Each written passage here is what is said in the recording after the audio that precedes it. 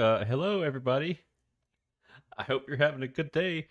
The plans have changed right now. Uh, Turns out we aren't going to the Outer Ring today. I once again have lied to you. Turns out, Zenless Zone Zero is currently going through maintenance. So I can't play.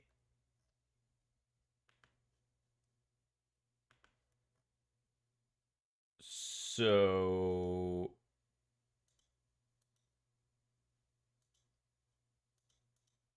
yeah, it'll be like another hour before we're able to play, and I was not prepared for this because I was just in the game. Like I was just in it, and then it booted me out. Uh, that sucks, and I need to figure out what I'm going to do now and change the title and everything. So everyone who was in some of the discords there and is looking in here going like, "Why isn't he playing Zenless Zone Zero?" Because I'm fucking stupid. I need to find something else to play. I have a lot of options, and I don't know what to choose. We could play Helldivers, Monster Hunter Wilds, Rogue Trader, No Rest for the Wicked. I think we'll probably just do No Rest for the Wicked. Although, oh man, this is a shit show. Immediately a shit show.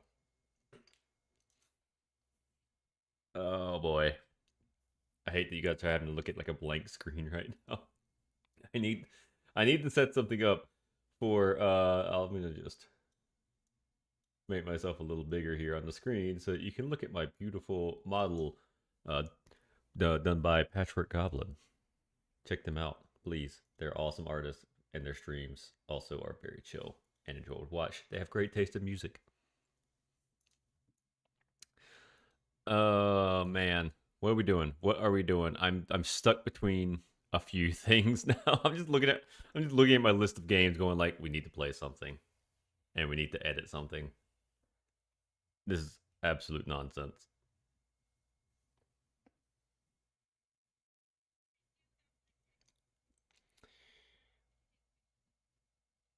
It's, hmm, that's probably not updated actually. Let me double check my games and make sure that everything is updated right now because I'd hate to pick another game and it just not be ready to play. Okay, so that's ready. That's good to go. Fuck, man. Fuck it. Fuck it. We're gonna play some more Rogue Trader. Let me load it up. We'll hang out here and we'll talk. Hi. How's everyone doing? I was doing great right up until this moment. I've got Oreos. I'm gonna eat me an Oreo. I got Oreos and milk because I had my leftover pizza because I didn't have. I got home at 4, hopped into the shower, and then immediately ran. Like my hair's still a little damp, as I immediately came in here to like get everything ready for stream.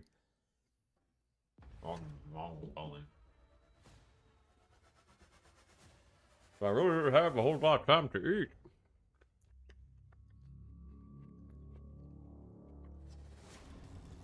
But fuck it. We ball. Oh man. What a fucking travesty.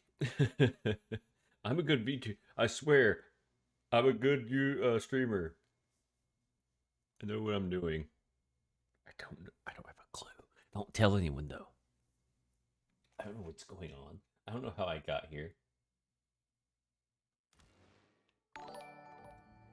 Oh, oh no. Oh, oh no. This is the worst thing to read. As I'm trying to fix my life. Dag nabbit, save and throws.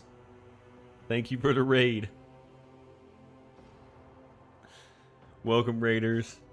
I'm Viking Sasquatch. I'm a Sasquatch who got on a ship with some Vikings. And now I play video games. I play a lot of variety stuff. So they were playing Rogue Trader because I can't play Zenless Zone Zero because they're doing maintenance, apparently, on the server here. So, yeah, it's not happening.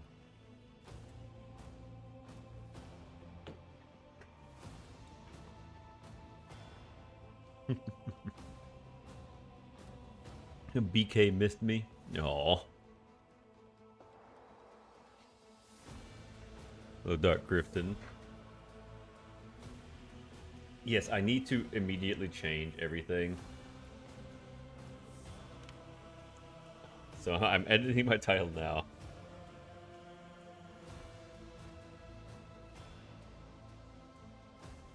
We aren't going to the Outer Ring. Rogue Trader. What a travesty. My life's in shambles. We aren't going to the Outer Ring.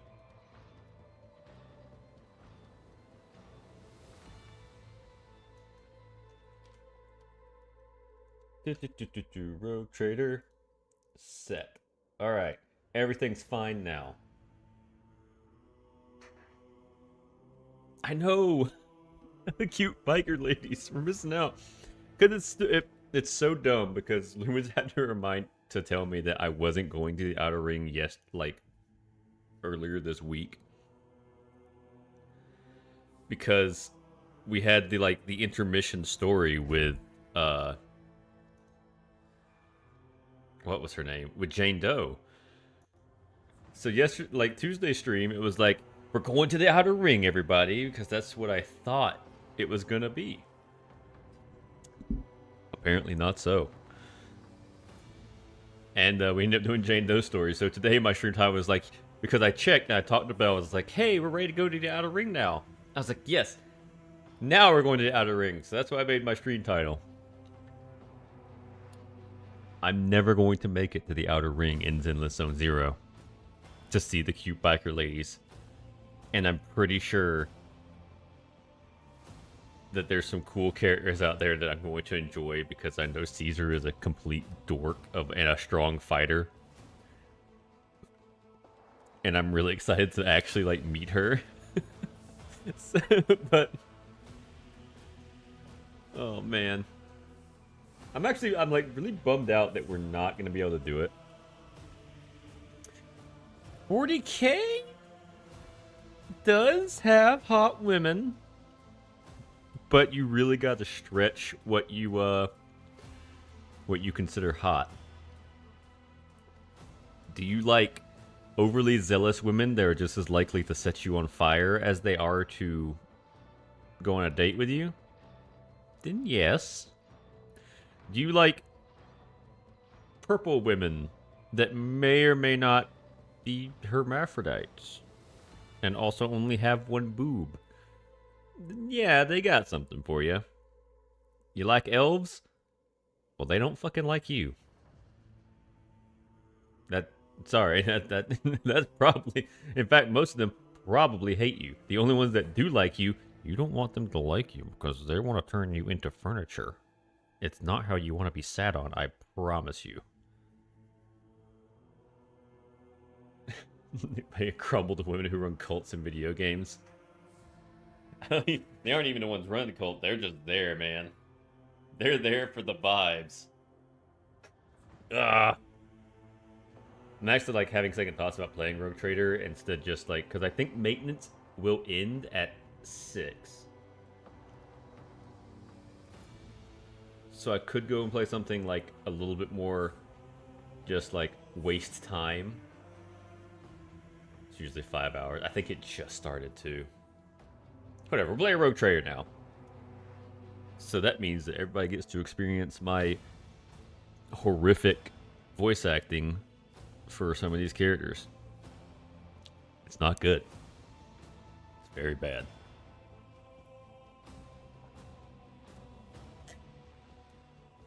The thing is, I got in and got most of my dailies done, and then it booted me. It had that little bit of mercy for me.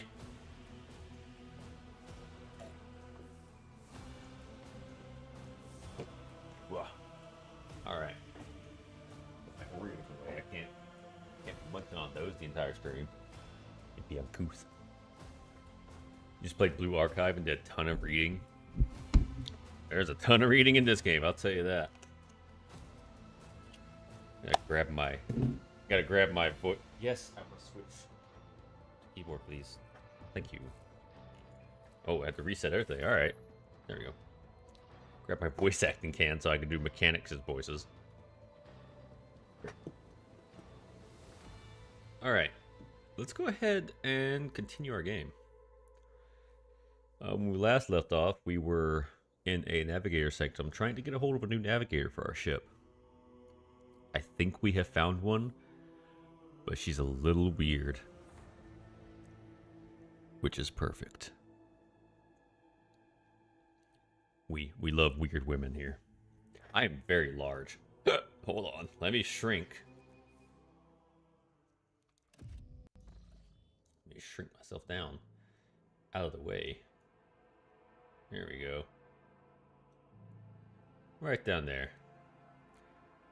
I always keep my options open. Alright, here we are. We're again. There she is on the ground there. That's who we're here for. Alright, what are we doing? Well, no one appears to be living in the cage. Somebody still filled the trough with dried fruit and fresh water. It is as if the painting was rendered by several different hands. The timid, uncertain lines are interlaced with rough and furious strokes, coming together in arcane shapes. Spooky. Alright. So we gotta go kill another navigator guy. We have to go and crush him. There's loot. Get over there. Get that loot, Abelard. Ooh. Collect them all. They all belong to me. Someone messaged me. No, they didn't. They're just teasing me. Alright. Rise to the top or get left in the dust. We gotta look for more loot. There's stuff around.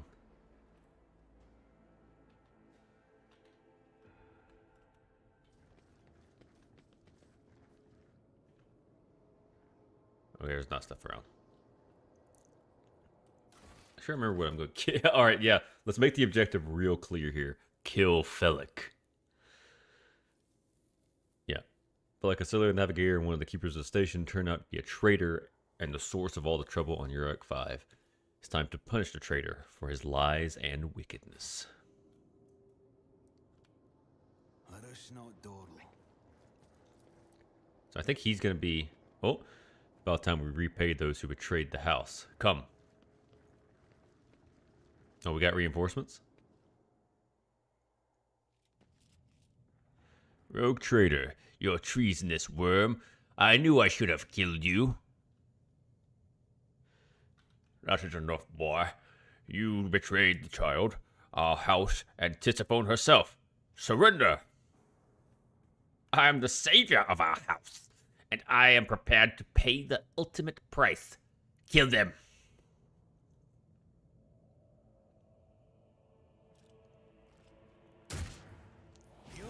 He just immediately shot him. Alright.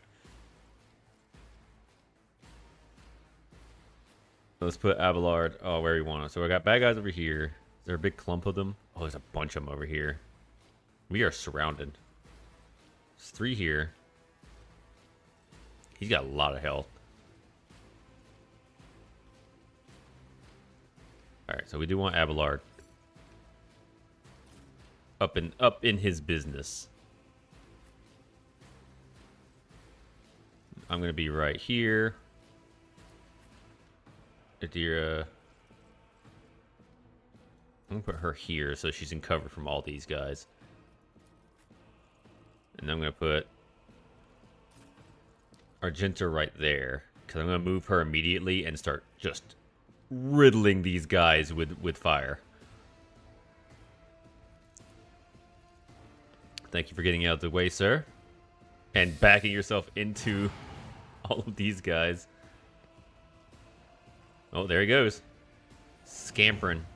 He's probably going to be a support guy, so he's going to be hanging back. So we might... Tomes of military tactics. Oh, that's... Ooh.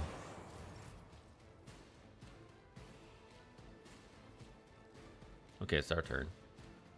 So here's Adira. Let's see... I can't see him. God, it is very crowded over here. Where can you go? We don't have any movement points. What? Oh! Hold on. I know what she did. She gave Adira an extra turn. She gave the worst possible character an extra turn. How nice. Let's do that. And we'll throw this on Abelard. Give him a higher chance of being all dodgy. I must not falter. Now she can move.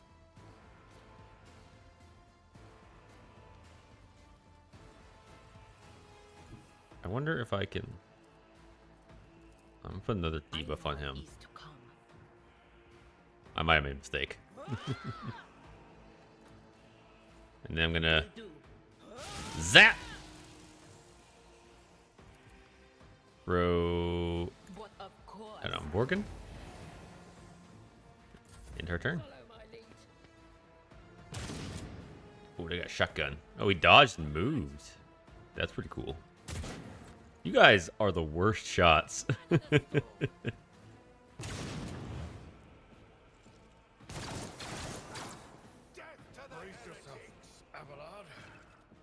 Okay.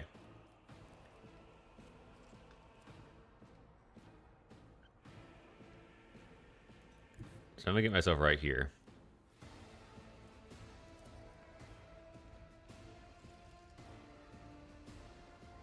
And Who if not me? give Argenta an extra little boost. Can I give this I'll do it. to move? Yes. Yes. Yes. Put her right there. Faith without deeds is worthless. Get her buffed up. And then I'm gonna have her just As the Emperor commands. pop, pop. Hit one guy. That's great. You did great, Argenta. It wasn't your turn, so that's okay.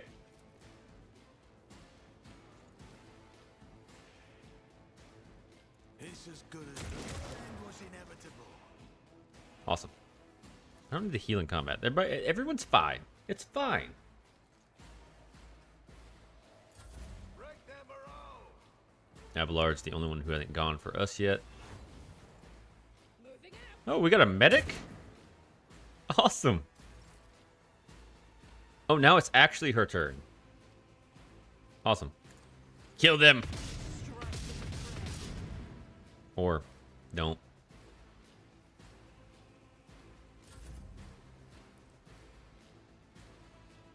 I'm just going to have Abelard just rush this guy down. Tried and tested tactics are the best ones. Get him.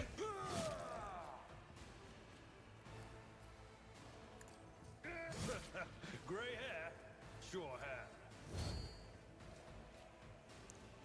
All right, Save. You have a good day, man. I hope that you had a great stream as well. And I will look after BK. Don't you worry.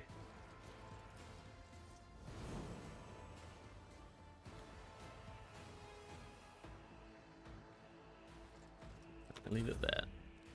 My faith shields me. Weapon at the ready. For the glory of the Imperium. Follow my lead. This medic is putting in some work. Stay vigilant. Just whacked him with the staff. Strength. Don't frighten Ah, yeah, he's getting on with him. He has no health. Oh, he tried to get away.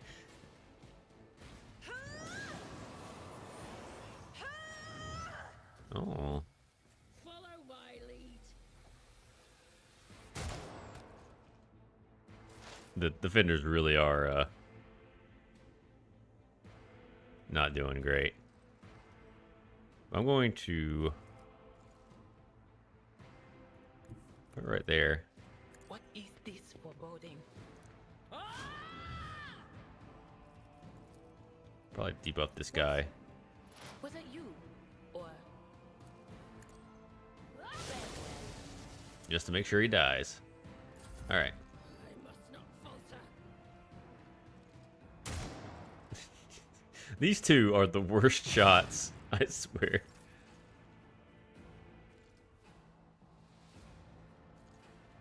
Oh, I've been forgetting to put voice command on these guys. I refuse. What do you mean you refuse? Alright. Take 2 steps forward and then do it. Compromise my principles. Oh, she's overexerted. Okay. Taking calculated risks. Let's is do my this second then. nature. And then we're gonna give her an extra turn to do what she Feel honored wants. to witness this. Yeah. Another fight. Yeah.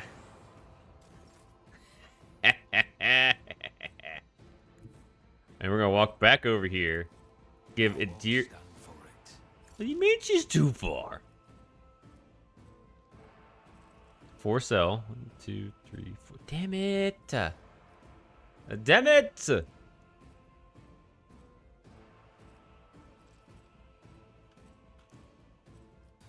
I don't have anyone that can actually take advantage of anything. Let's give it to him. Refuse. He's even farther. What am I thinking? Let's give it to them. I'm ready for whatever comes. I mean, he'll damage that. I'll take that. I don't think I'm going to be able to hit him, though. I won't compromise my principles. No, I can't. So we'll just end turn there. My lead. There we go. Alright. I did enough damage to him.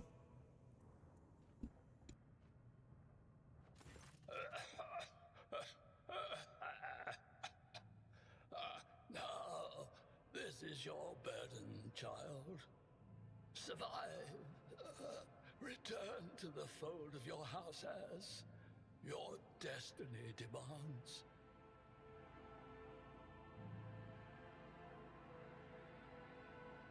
So I feel like this is how it would have ended regardless.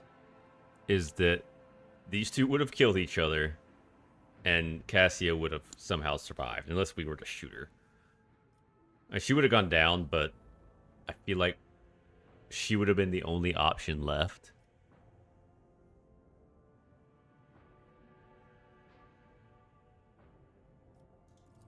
No! Don't leave me alone in this violet brown haze! Wake up! Your mistress is giving you an order! Do you hear me? Cassia looks at the navigator's body in bewilderment, and you are overwhelmed with an inexplicable sense of loneliness and grief. Yeah, her abilities are affecting us in the room. He was a fine seer of the war. He fought for his mistress until the end. Yeah, no. Enough's enough. I've had my fill of waterworks, thank you.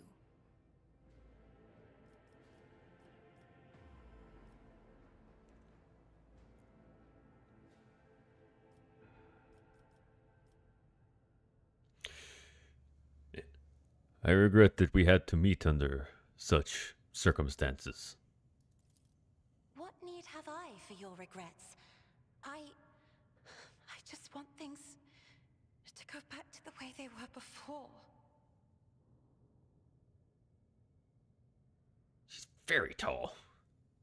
She is tall and scary.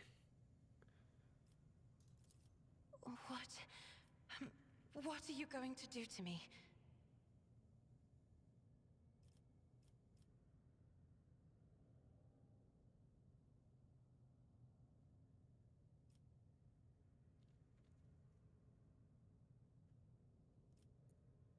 This is awful, Ponzi. Lady Cassia, let us aid one another. Become my navigator, and I shall restore you to House Orsilio at the earliest opportunity. Maybe. I kind of want to be nicer. She feels like a kid.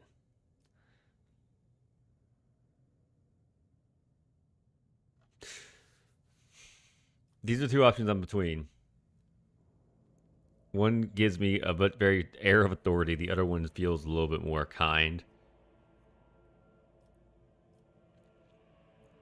This one seems a little bit too stern. Which one do I want to go with?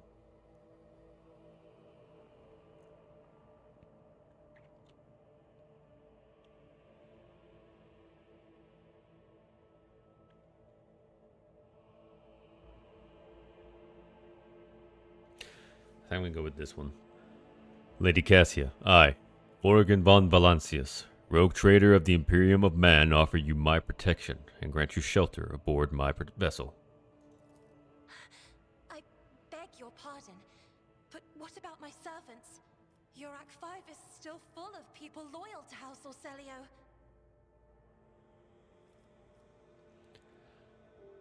We need more crew. All who can be saved will be given succor aboard my ship. Yeah, we need more crew, so this is a perfect opportunity for another win for us.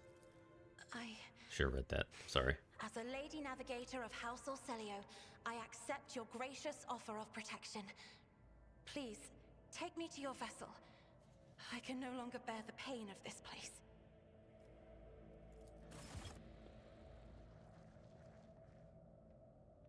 Yeah, because we still got all their guards as well.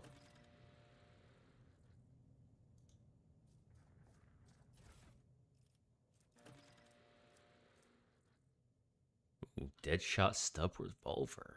Additional critical hit chance.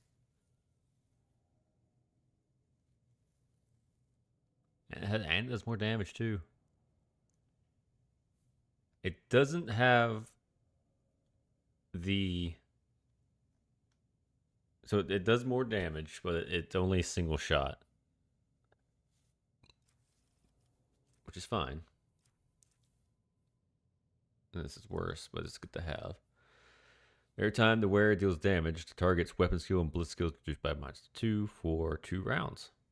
That's nice. Stacks up to 6 times. Plus 5% to hit chance, -3% plus 3% to critical hit chance. Okay, that's good. That'd be good for me to put on someone else. I'd probably put that on Argenta, because giving her a higher chance and crit when she can hit everything, because she's my damage dealer. I do like the stub. I wish I could get a bolt pistol. I'd be super down for that. Yeah, we'll take all of that.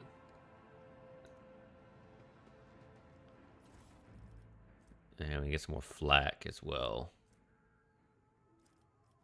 It's gonna take as much as we can.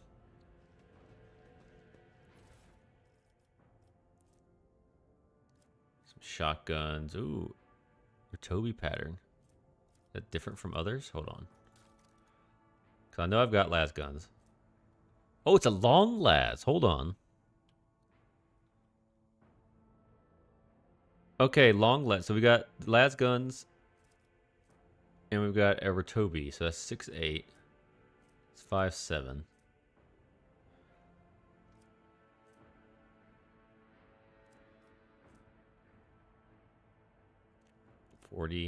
I'm trying to, I can't really compare them properly.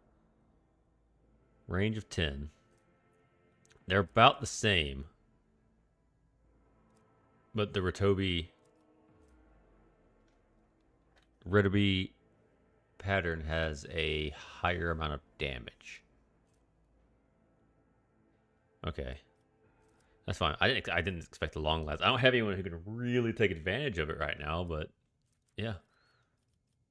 More flak chests. Make sure we get everything. There's another Retobi. Retrobi. I don't need to jump over that. I've already been there. I already looked at that.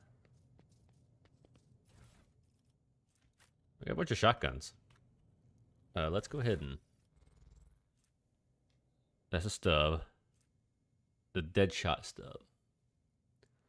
So yeah, it gives...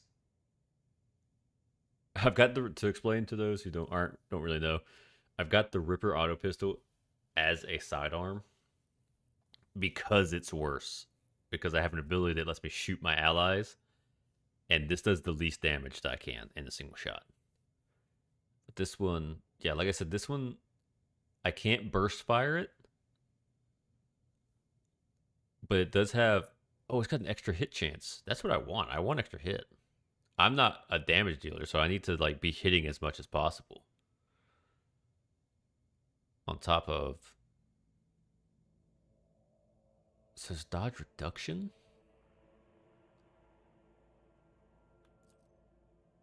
I'm confused by that, but it does more damage, like a decent amount.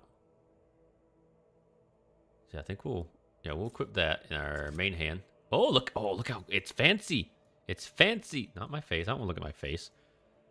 Look at it. It's got a little skull on it. I look at a pirate.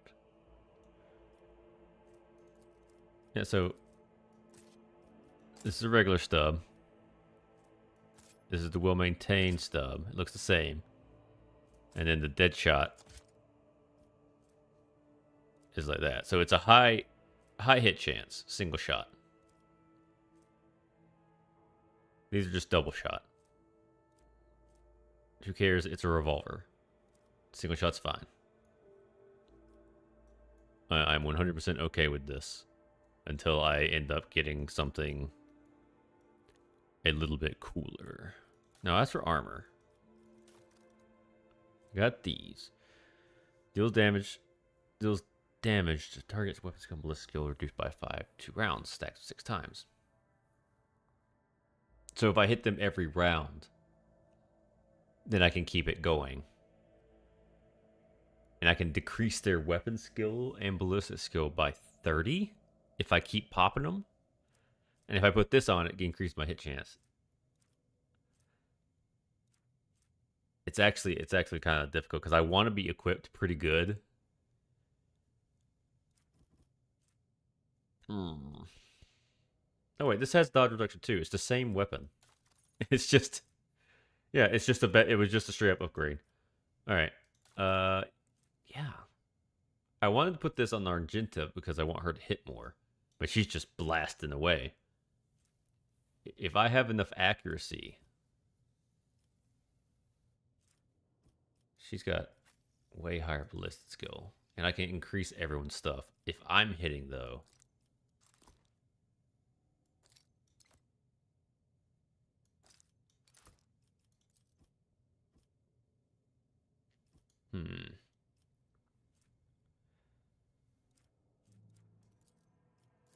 okay, so those are gloves. And these ones are bonus persuasion. I wonder what these look like. Hold on. Because I got bangles. Look at that. I got robot eye. Cool. I don't want to show the armor because this looks cooler.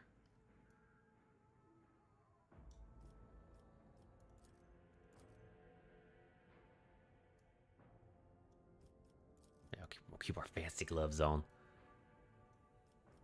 This might be like a terrible decision. And a part of me is like, I should keep my noble's gloves on because it gives me more persuasion. But is my persuasion already really high? My persuasion is 55. I can bump it up to 60. It's very difficult. I think, actually, hold on. Let's put these on.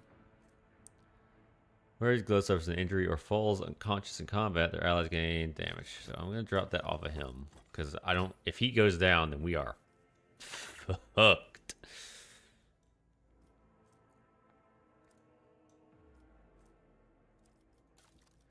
Senechall's trusty carapace. And then we got flak. This is fine. Yeah, I'm okay with this. We will just be happy out. I don't need anything else on them. We've got... Okay, so she's already in our party as well. She is tall. Like, her head's up here.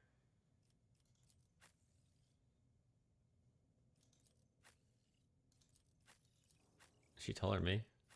Yeah, she's taller than me. Because you see her head goes up to that little notch thing right there, the little elbow. And then my top of my head's like right there. She is a lot. She is about a foot taller than me.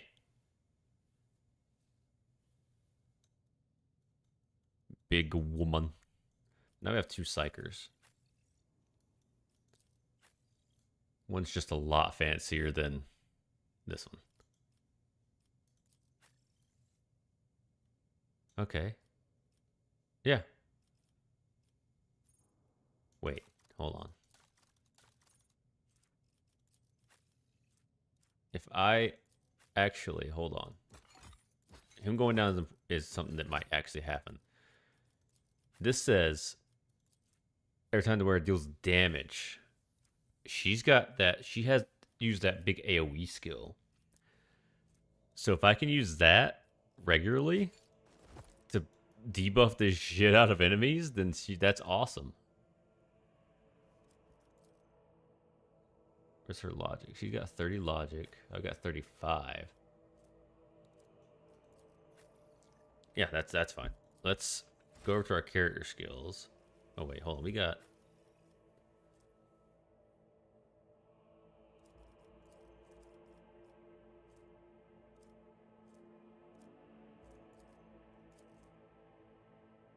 What is this? Okay. Master of Command.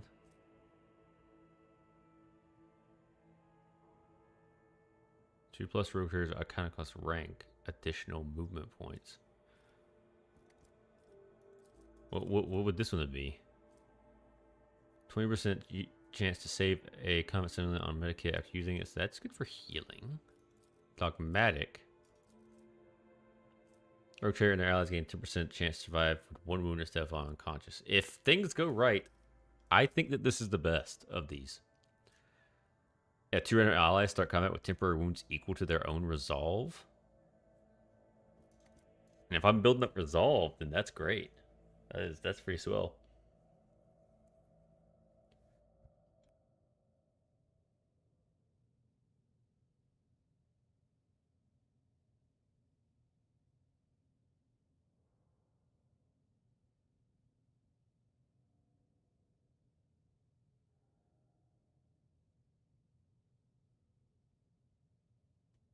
All right, sorry about that.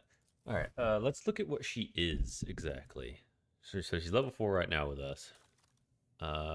Voice command breakdown. She's an officer as well, on top of everything else. Yeah, she's an officer just like I am.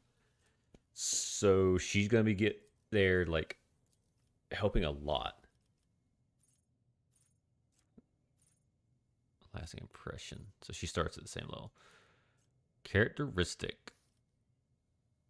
I assume that we want her fellowship to be high because it's good for officers. So we'll do that.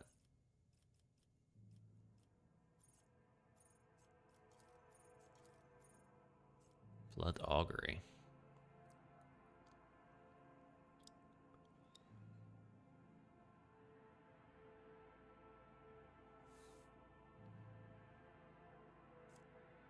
Okay, she's probably got a bunch of extra stuff. Archetype, origin, warp features, archetype, talents. So these are common talents and stuff. Eye of Oblivion.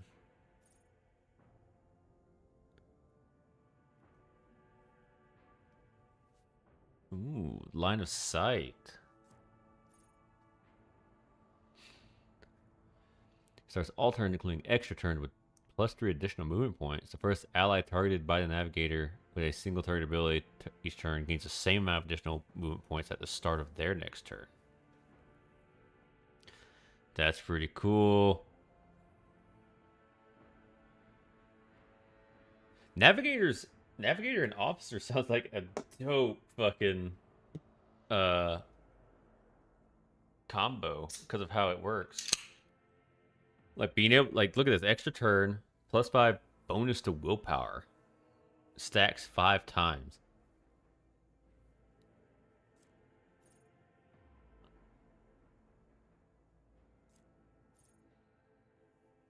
And she can debuff, it looks like. She might, to me, she might be a better than Adira. I'm saying that. She might be better than me. If we're being 100% honest with ourselves.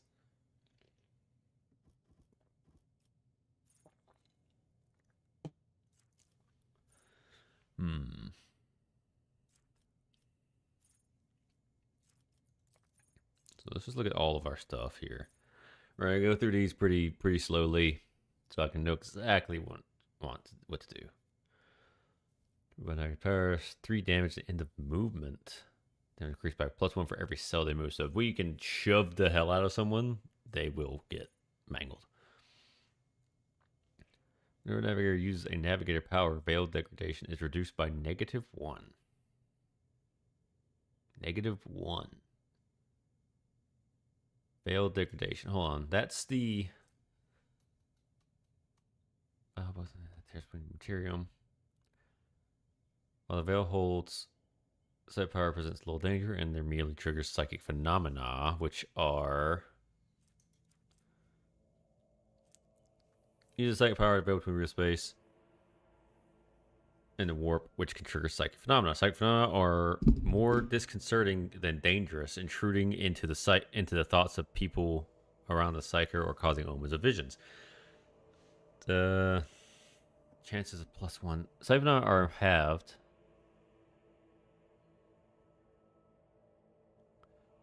While insane psychers instead have increased chances of +1. So is she a sanctioned psyker?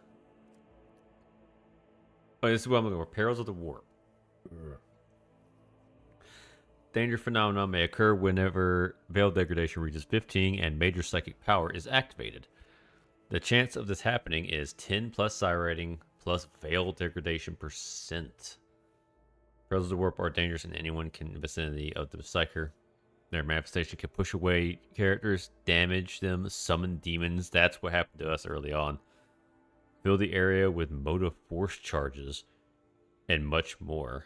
Perils of the Warp are unpredictable and extremely dangerous. So this is a big issue for if you're playing a Psyker. Being able to use her Navigator powers reduce the veil degradation is fucking nuts.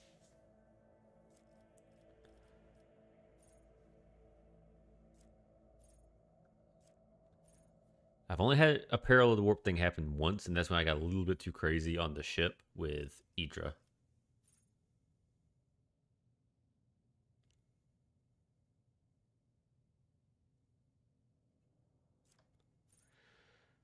Enemies damaged by Navigator suffers 5 damage from all attacks of opportunity. Cannot dodge them. That's great. Navigator power enemies have their armor reduced by 10. Reduction is increased by the devastating parameter. Okay. So anytime I hit somebody, because I think it's... Yeah, close the interface. This is... Okay, yeah, this is the move she used. That's a huge area. Hold on. Unlimited range? So that's just a massive fucking cone. All creatures with a cone in front of the Navigator, because this is a Navigator ability. Cone in front of the Navigator suffer from 11 to 14 damage. The affected targets must also pass a willpower resistance or be stunned. That's nasty.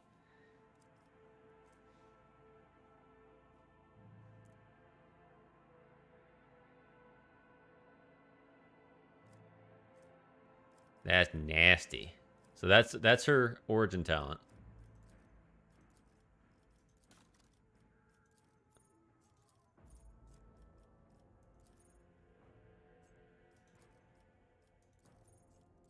There's characteristics and there's common talents. And we get some more abilities at some point.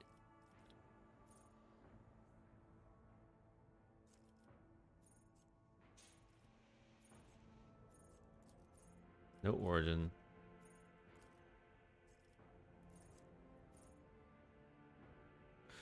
We need to focus on what we're doing right now. So we're gonna do a fellowship and so many. There's so many.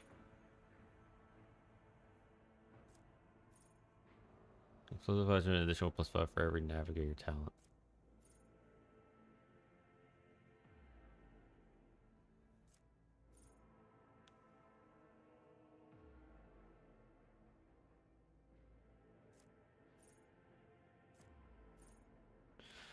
Maybe just like something they're looking.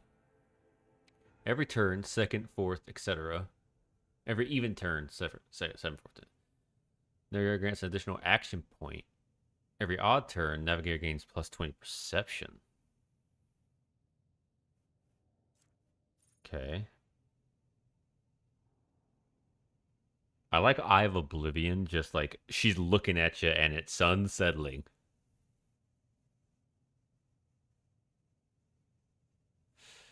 This is really good too. I think I'm going to go with this one because if she gives someone an extra turn, they can move, and that's really good because you can't move normally. That's what I'm going with. Hell yeah. Also, we can have 5. We can have 5 members of our party here. Is sick. Because I was honestly expecting just to have like the 4 members, but having a 5th, that's awesome. I like that. Let's get out of here. Let's return to the ship.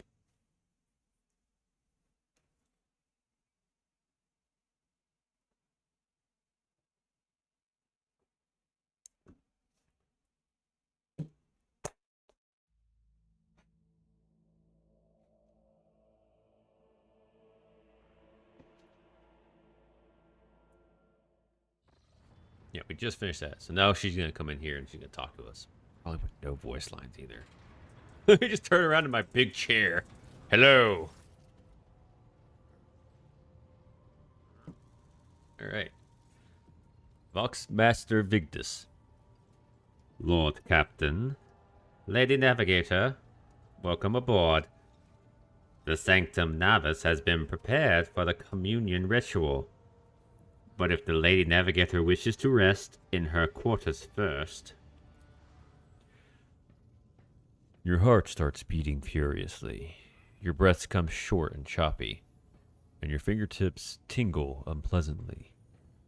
You notice that Vigdis is shivering slightly, and the crew are glancing around in puzzlement, searching for the source of this sudden wave of unease. Oh, you decide not to make use of the charm that could inhibit Cassia Orsella's powers. Okay. I didn't like the chance. That's okay. Yeah, let her run wild and free. Without even looking at the Voxmaster, Cassia waves her away. First, I wish to speak with the rogue trader. Leave us. Of course. When you are ready for the ritual, please let me know. I think this is a swell gal.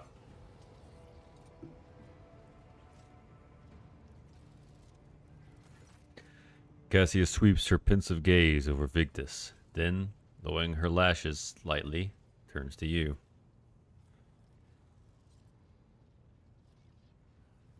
I don't want to talk to you. Fuck off. Well, what do you wish to speak about? Before I begin the ritual, I wish to look once again into the eyes of the man whose fame is so great it managed to penetrate the impregnable walls of Urek 5, long before we ever met. It truly is you, Vorgan, the person the whole Expanse and Calixix sector are talking about, and now a rogue trader as well. People are talking about me? Stop! What are they saying? After a few seconds' hesitation, Cassia lets out a small exhale and raises her pointed chin. I have not yet thanked you for saving me at the station.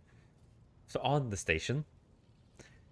My thoughts were clouded with so much mournful ash when Theobald's heart stopped, but you acted honorably and did not exploit me in my wretched position. And for that, I am immeasurably grateful. Yeah. Best to have a navigator that wants to be here. I'm also very deeply grateful that you saved my servants, especially my valet. Uve served on the station for more than 5 years, much longer than any who preceded him. He knows how to properly attend me during journeys through the Materium, and what to serve me for breakfast. His presence envelops me in a cloak of amber. Of course, we're gonna save all our people. Like I said, like we lost a lot of crew, so not having to allocate attendance to her or having extra people on the ship in general, fantastic. But now, Cassia throws back her shoulders. I am ready to go to the Sanctum Navis and perform the sacred rite. I require brushes, canvas, and the best paint you have on board. But no red.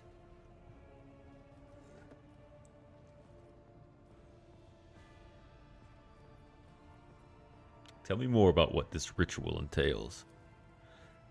I doubt the uninitiated could understand the mysteries of navigation, but I shall try to explain the essence of it. I must merge my mind and will with the machine spirit of the ship, so that I become one with the vessel. Cassia lifts a lock of hair from the back of her neck, revealing gilded implant parts. After that, I use the House Orsello ritual, which I am loath to reveal to you, to free my mind of errant thoughts, and then it is time to open my third eye and peer into the depths of the warp itself. Among the nightmarish visions, mirages, and creatures of the abyss, only the light of the Emperor is the truth that will lead me from star to star, from system to system. Oh, the light, the guiding thread, so fine it can slip from one's grasp at any moment. Cassia unfurls her hand as though dropping something. But you have nothing to worry about. The navigators of House Orsello never lose their course. I think I understand why she needs the painting. I'm curious, but at the same time, it's like, I'm not sure.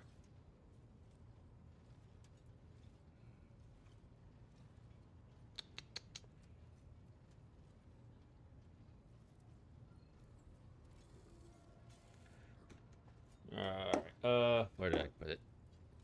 Just a quick drink.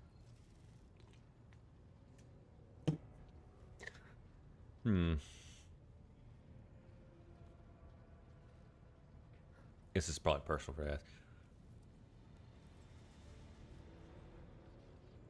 I believe that what it is she's going to paint a picture of our path. I'll ask her anyway because I'm curious. Why are you asking for these items? Now's not the time to indulge in painting. You are asking questions, the answers to which you cannot comprehend. Perhaps I may explain it all to you at a later time, but now our time is too precious to waste. As a navigator of House Orsello, I give my word that without canvas and paint, we have but little hope of a smooth journey through the warp. I have no reason to lie. Why do you refuse red paint? Cassia gestures towards the servant standing beside her. Uve will give of his blood before the ritual, as always.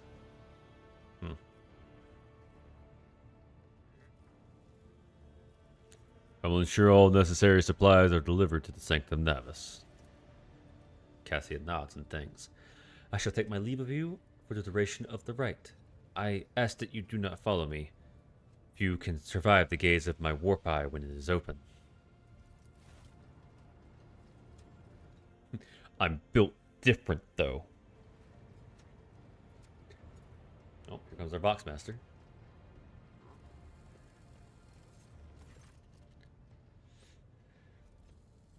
Lord Captain, I will oversee the channel between the Lady Navigator and the bridge. And may the Emperor's light help us all. Very well.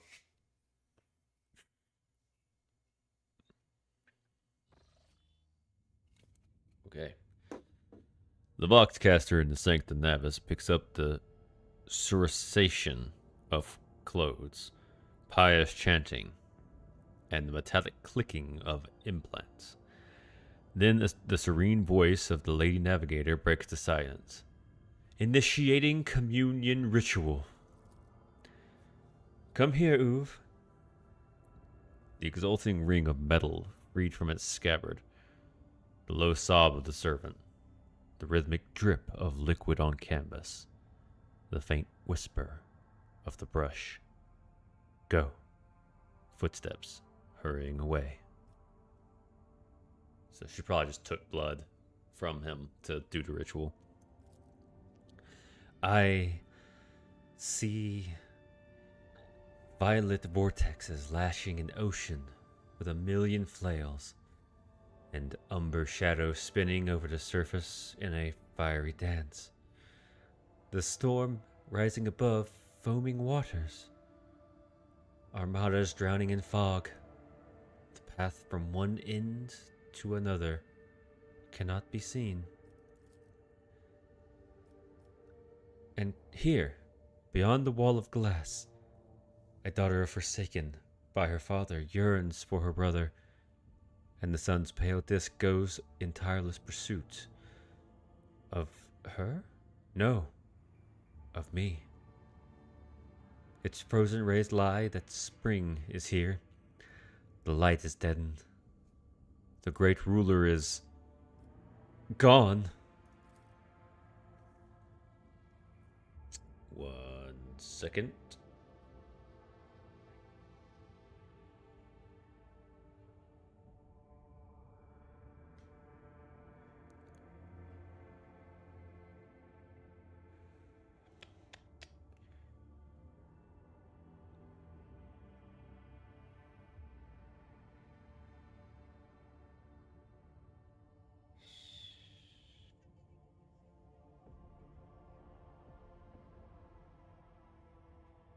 Okay, that's not what I need. Alright. The Voxmaster recoils at Cassia's words and accidentally snaps one of the cogitator levers. The panel beneath her fingers emits sparks, and the Voxcaster falls silent. She quickly flips a series of switches and bows guiltily. My abject apologies for cutting the broadcast, Lord Captain. I have never heard the warp speaking through a navigator before. The connection is restored now. It will not happen again. Voxmaster, see that you receive 5 lashes for this show of clumsiness.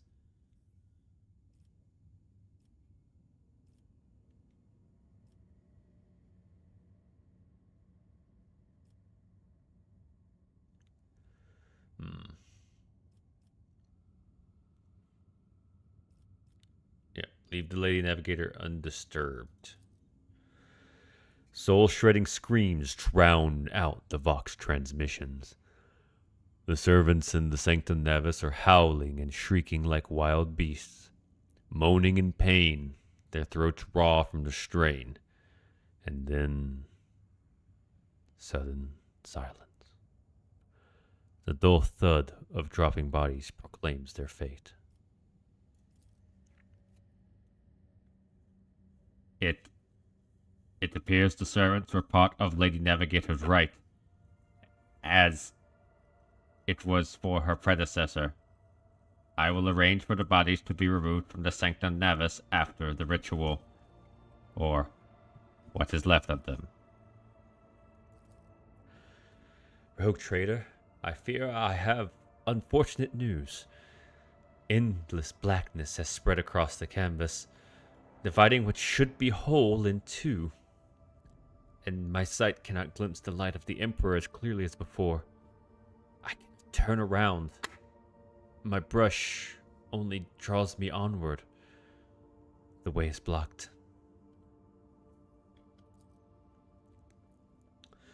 You hear a heavy exhale, rustling fabric. and metal clicking. Metallic clicking. By the Emperor's grace, the ritual was successful. Your vessel's temperament presented a challenge. Its cold steel grip did not allow me to breathe freely, even for a second. It was as if the depths of the ship housed not only machine spirits, but something other. Now I will retreat to my chambers and recover my strength. Send for me if you have need of me.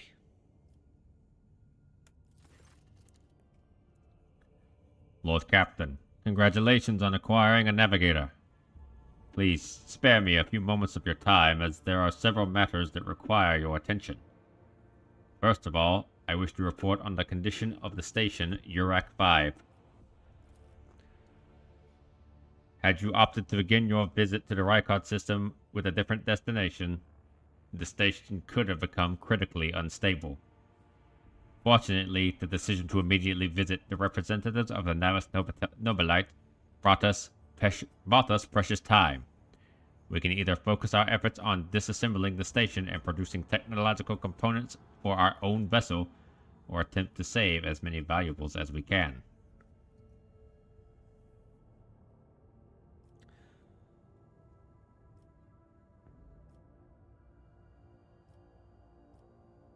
Glue everything from jewelry to the very last manuscript. I think we need stuff for the ship. The ship is fucked up. So yeah, let's gather any components that may be of use to the ship. As you command, Lord Captain. A scrap container. It contains scrap. With your permission, I would also like to remind you that we are still looking for an Engineer Prime. Both the vessel and its machine spirits are in desperate need of oversight by an experienced tech priest. We are also missing some crew. And, much more importantly, we have not yet located Henrik von Kallax, the right hand of the Lord Inquisitor. Now we know for certain that he is not at Urak 5, so we should keep this in mind when making any future plans.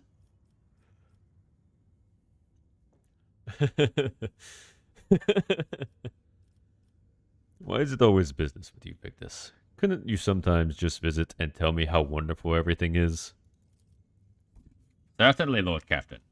If you are interested, this week passed with a record low rate of minor disturbances in the lower decks.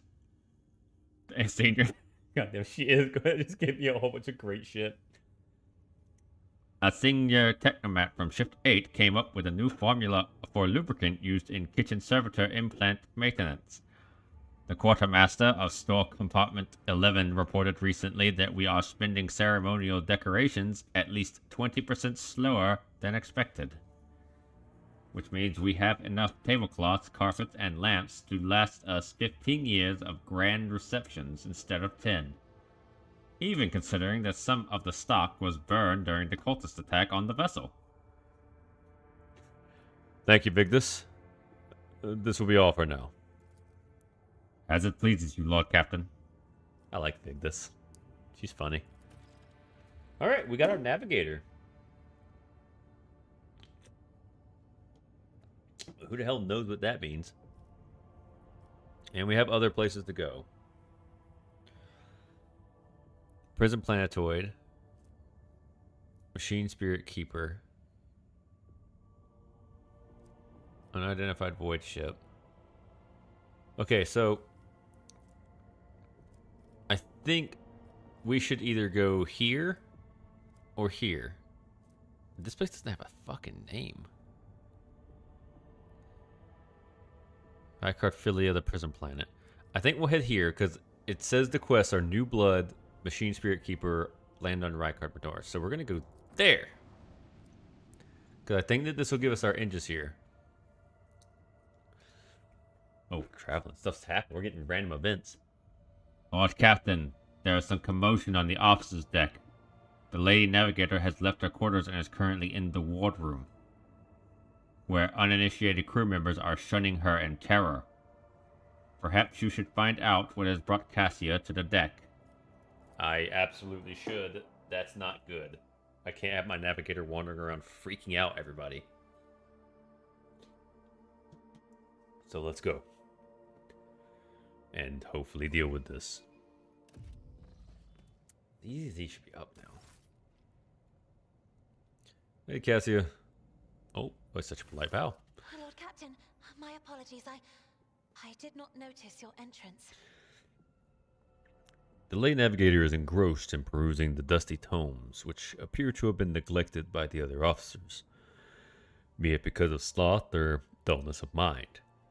When you walk closer, Cassia looks up at you, starts, and hides a withered book behind her back.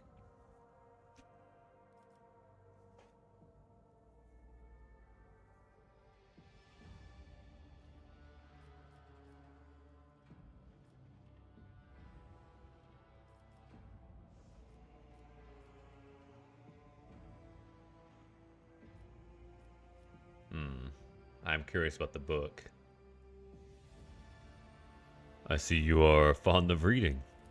Oh, this. I found this fascinating read on one of the shelves, and I must say, it has caught my eye. Its every chapter is written in verse. I find it so beautiful and enrapturing. Huh. Uruk 5 had a vast archive of its own, of course. Although most of the works within had to do with scholarly disciplines of some sort or another. Only in my sparse moments of respite was I allowed to escape into the pages of more embellished works.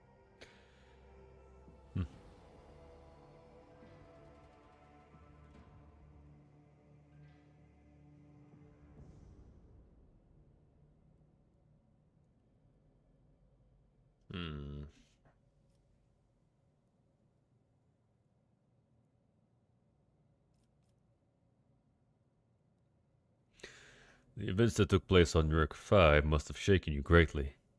Are you well? One should not underestimate the navigators of House Orselio, Lord Captain. Like a shawl of pale smoke, a faint malaise hangs upon my shoulders, but it will not be the slightest hindrance to my duty to humanity, and my duty to you.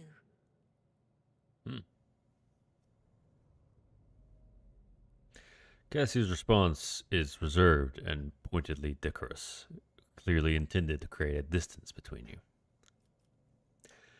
Your only attendant is your valet from Uruk 5. Do my servants not measure up to your standards? No, it is not that at all, Lord Captain. It is just that Uwe is quite capable of carrying out his duties by himself. He is well accustomed to my whims and preferences. Perception test succeeded. Cassia cringes ever so slightly, adjusts the adornment on her forehead, then awkwardly hides her clawed fingers in the folds of her clothes. The unnatural appearance of navigators often becomes a topic of gossip among lowly servants and officers alike. It is unsurprising, then, that Cassia prefers the company of one who is used to how she looks. I hope that you have had ample time to calm yourself and your powers. There are people on this ship who are far more impulsive and dangerous to others, and far less devoted to the God Emperor than a herald of the Navis nobility. But I did not need your words to see the shades of umber unease that whirl around your subjects whenever I am near. Were I not acquainted with such a reaction, I could have found their behavior and your question just now insulting. Lord Captain, would you kindly explain to me why you are pestering me with these questions? Inquiring about my mood and my needs, showing an interest in the books I am enjoying? You are behaving as if you possessed a shred of fellow feeling for one such as I. I beg your pardon, Lord Captain. That was no way for a navigator to conduct herself. Frightened by her own words, Cassia covers her mouth, pales, blushes, then pales again, and hides her face behind a cascade of her snow-white hair.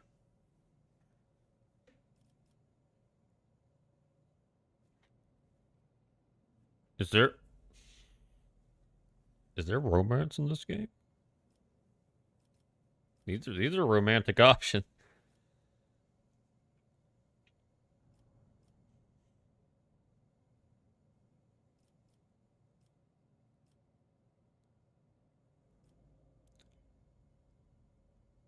Oh my god. Beginning to think, Lord Cassia, that the feelings I have for you are far more complicated than common sympathy.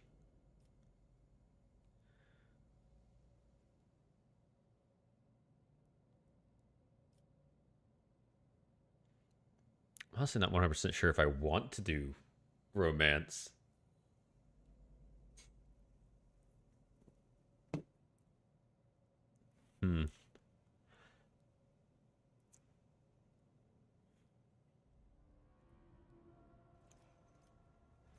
But these top two options are right where I want to be. This one is very clearly, yeah, I think I'm in love with you. The problem is, we just fucking met.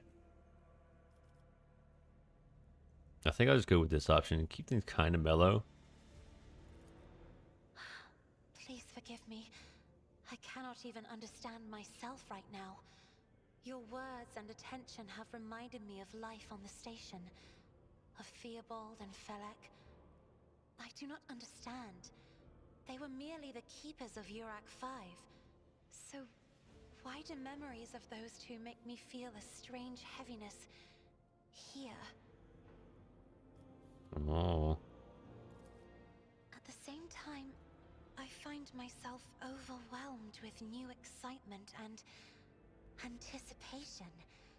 At last, I have set foot outside my familiar walls, and into a world that I have only seen before in the pages of books. Your ship alone is a treasure trove of remarkable artifacts and curiosities. And just imagine the things that await beyond, but... my delight must seem childish to you, surely. In your heart, you must be finding all this quite amusing.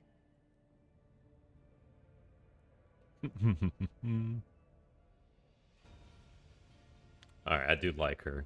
She's got that childlike wonder. Like she's delighted by these like books and stuff. And just like all the cool shit in my ship. She's optimistic in other ways.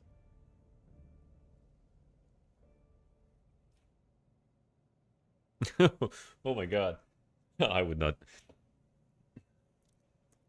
dare make fun of a lady's feelings, especially not one who has captivated me since I first set eyes on her. Oh my god, I would rather we find amusement elsewhere, perhaps in the privacy of my chambers. That's a bit much.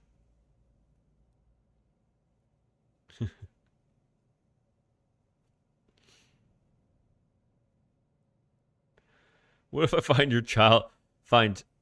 what I find childish is your manner of addressing me as if I were your friend, and your mistaken belief that anyone here would be interested in hearing about your emotional turmoil.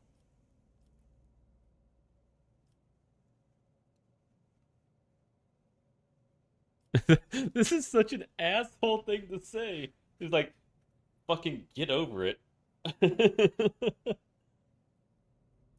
This is a little bit too raunchy for me. But I will be honest with you, she is hauntingly beautiful. If that makes any sense to you guys.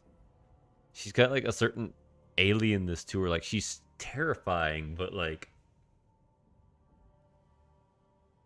it's weird. I like her and I don't like her appearance as well. Appearance wise, I'm like, she's unique and I like that. But what gets me is just her kind of her excitement. I like someone who's kind of like very passionate and excited about things. And they're just like, she's so eager to see the world and see things, and that hopefulness kind of attracts me a little bit. Alright, we'll go with the first option, because I'm kind of like, yeah. I would not dare make fun of a lady's feelings, especially not one who has captivated me since I first laid eyes on her.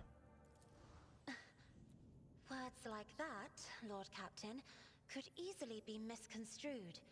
You should familiarize yourself with some of the works in your library to learn the appropriate manner of conversing with a lady. What's the psychic stuff? Hold on. Cassia blinks in surprise, her eyelashes fluttering, and a delicate blush suffuses her cheeks. I think I'm saying exactly what needs to be said. It's the spark. I started a romance. Okay, there is romance. Cassia, struggling to maintain an expression of polite indifference. Cassia covers her burning face and swiftly exits the room. Oh, she's so shy. She's bookish and shy. Oh no. She's so cute. She hit me back with a little line, and then immediately was just like, shit, I gotta go. I gotta leave. I gotta get out of this situation before I say something crazy.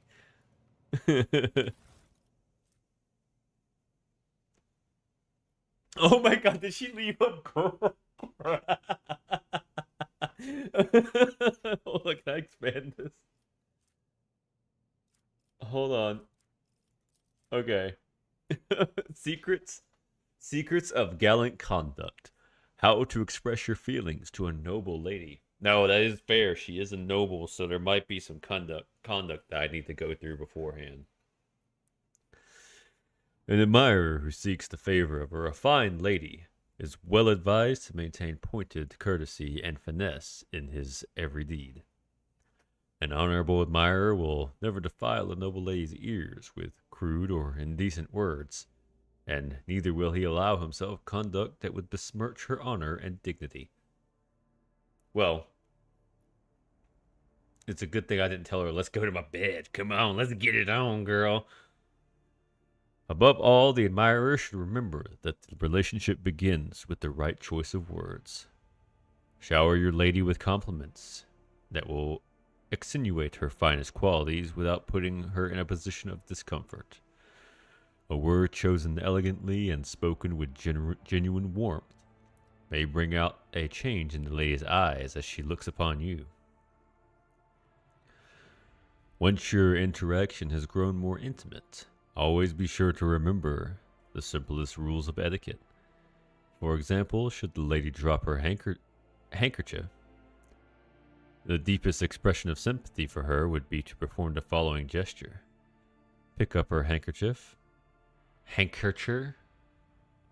Wait a brief moment, then bring the handkerchief to your lips and touch it lightly before returning it to the lady. This noble gesture will assure the lady of the seriousness of your intentions.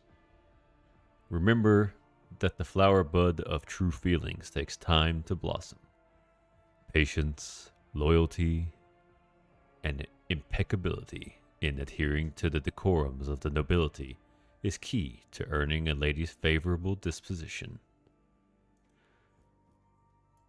We gotta remember the handkerchief. Did she drop one? Hold on. She dropped a handkerchief? Collect it. It's ours. We're in, boys. How excited. Oh, we all leveled up. Neat. What do we get? Do we get another skill? We get another talent. Yeah, we get more of this. I think willpower is probably what I would do. Here's space. Here's secure control over a crowd and interrogate the heretic. Increases the chance of resisting negative effects. So mine is currently 30. My ballistic skill is currently 35.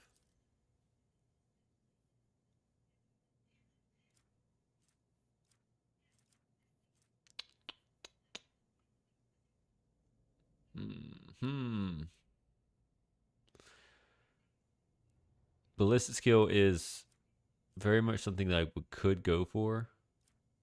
Oh, but I might need to go toughness. Also affects the Also affects the carouse skill. May give access to new dialogue options, so that might be what we need. I'm gonna go with toughness because that's going to give me, I believe, each point of toughness gain character gain 10% wound. Yeah, let's go with toughness. Each point of toughness bonus, so that's gonna give me some more wounds. So we'll go with that one. Right, toughness. All right, and we can pick.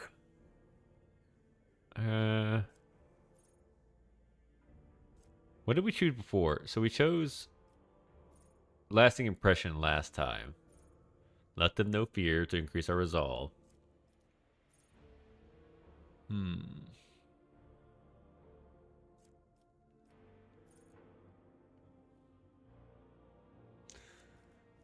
Because I don't fully remember some of the ones.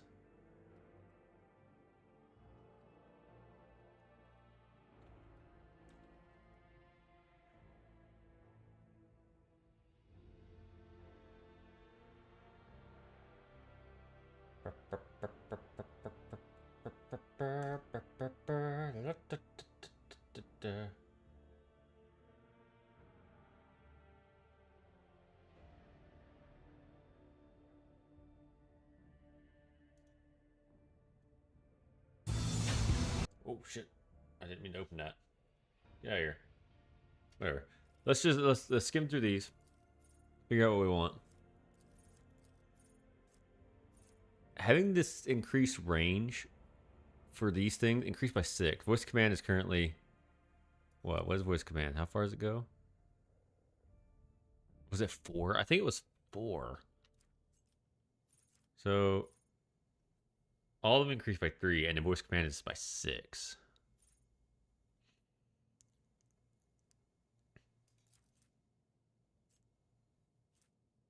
Okay, there we go. One friendly creature within a 10-cell radius. Is that the same thing as before? Hold on.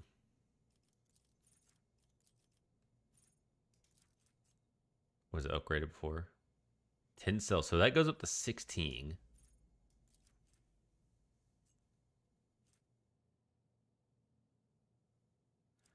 Kill. Oh, I didn't. Hold on. If this ally is under effective voice command and kills an enemy before the end of the officer's turn, the ally gains 1 time additional 10 momentum. Okay, so I need to be very specific about like voice of commanding and then getting them to you just bring it down. Because then they can get like really pump the momentum.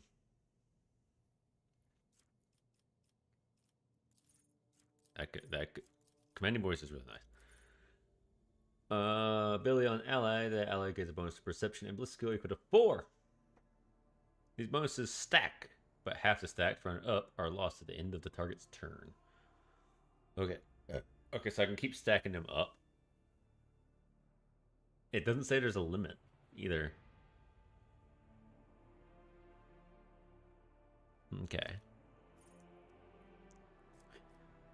So whenever I use, so I've already got that, where is it?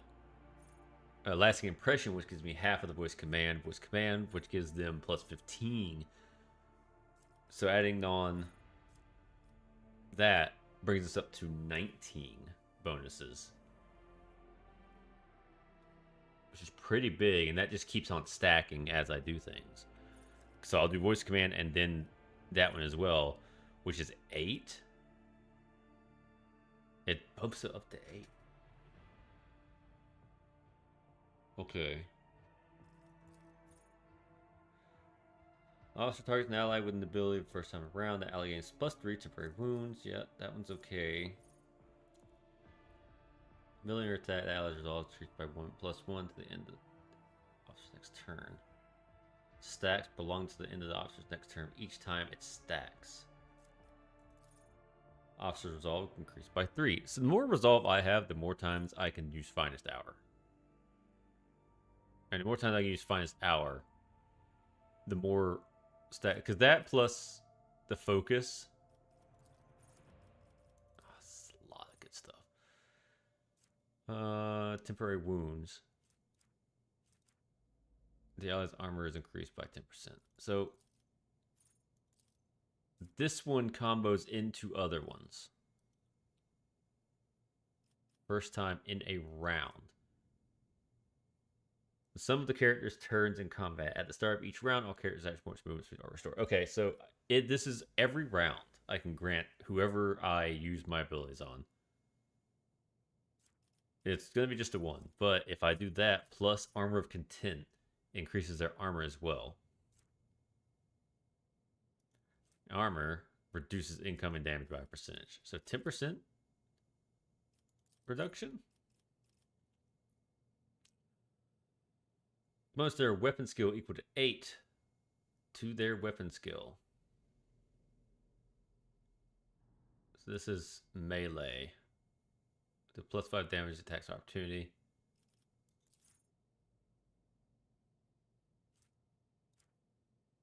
First time combat costs -1 AP. So I could get one of these. I can get voice command for free, essentially, which is good. So both bringing this down to 1 is also nice. Being able to have that extra little bit. Right now, it's not doing a lot for me because I'm not doing huge amounts of stuff. Once I unlock another ability, then this will become better. Hold on, let me look ahead.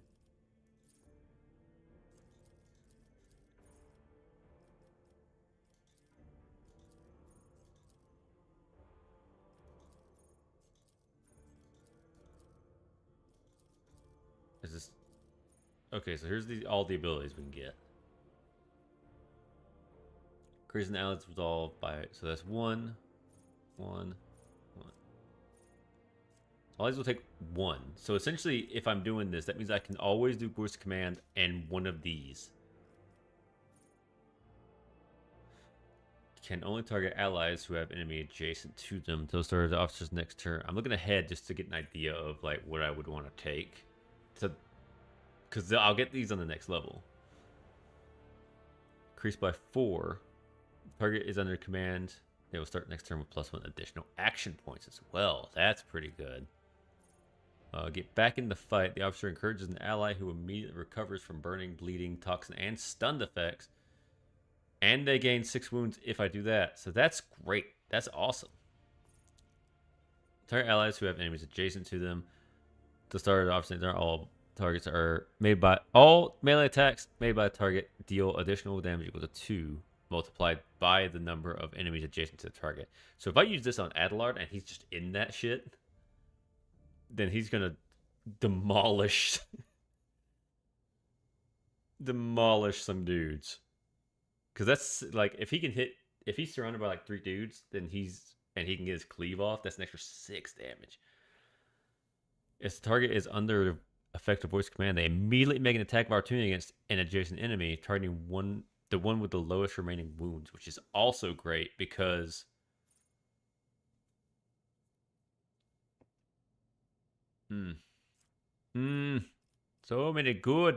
so much good. It's too bad it doesn't do this, but it also damages things enough that probably brings it within kill range and bring it down. Immediately grants an ally additional movement points equal to 5. The target can only use movement abilities, heroic acts, or desperate measures during this extra turn. Oh, wait. So this one gives another turn for movement specifically. Because if that bring it down costs 1 less, and then also giving them move. Target's command, voice of command. That's great for moving guys around. Target's next attack will ignore cover and have double the effective distance. If the target is under the effect of voice command, this attack will ignore enemy block and dodge. Additionally, the damage from this attack cannot be reduced by below 45% for any reason. That's super good. I might need to look into it more, but I like that. I could just go to fucking I could talk to this chick. Oh fuck, Argenta, and just be like, fucking take aim, girl.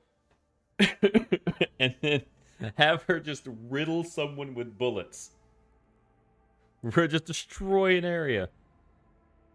Next attack will ignore cover and have double the effective distance, so it increases the distance and turns her into a much bigger snap. That's great. All of these are good, but that's pretty crazy. I like this, and I like move, and take aim a whole lot. Battles resolved by 4 till the end of combat. This is also good because it snowballs us into our resolve. This is a good heal. So then, starting next option, so all meta attacks made by target deal additional 2. This is also they're so good. If this was range, so this one is good for the melee. This is good for the ranged. Both are great. Oh, they're both great. It's really good. This one gives temporary hit points as well. I might do this one because if I can get rid of anything stupid for an early game that might kill us. Anyway, Fellowship. Wait, what? Fellowship. Was Fellowship up here before? Yeah, Fellowship is what I need. I'm gonna put Fellowship. I don't know why I went Toughness before. No, I went Toughness. Am I stupid? Am I fucking dumb? There's Coercion there. Fellowship. Why do I feel like Fellowship wasn't available here last time I leveled? Oh, whatever. I kind of want to... Let's keep going and looking at these. Whenever Heroic Act is used in combat by any character option, next attack will cost 0 AP. Officer gain bonus to all things.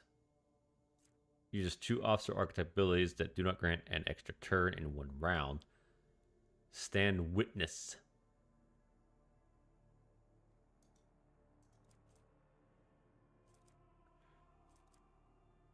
The next officer archetype ability that does not grant an extra turn will also affect the officer.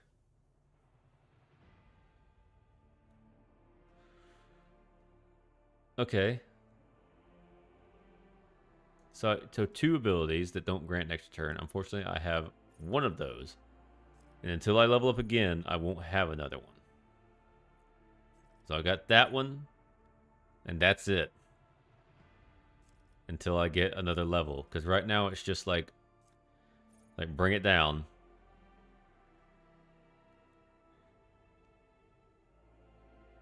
Oh, it's plus 12 as well. Because of the Fellowship. Hold on. So, yeah, plus 10 momentum. But if I do Fellowship, it becomes 12. All right, yeah, that's great. That's really good. But we need to figure out our shit. Whenever an ally uses heroic act, that ally can temporary wounds equal to blah, blah, blah. I kind of want the range increase, but at the same time, I'm like, whatever. Target the first time around, that ally gets 3 temporary wounds. I think that should be good. Inspire Courage. Resolve increased by 3. I don't know. Who knew?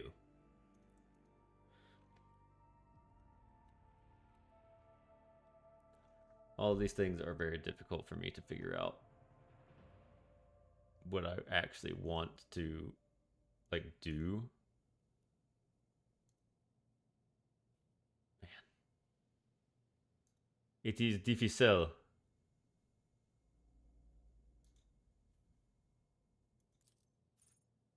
Let's come and bring it down. Cost. This feels correct. This feels like something I should use. But I'm not 100% on it.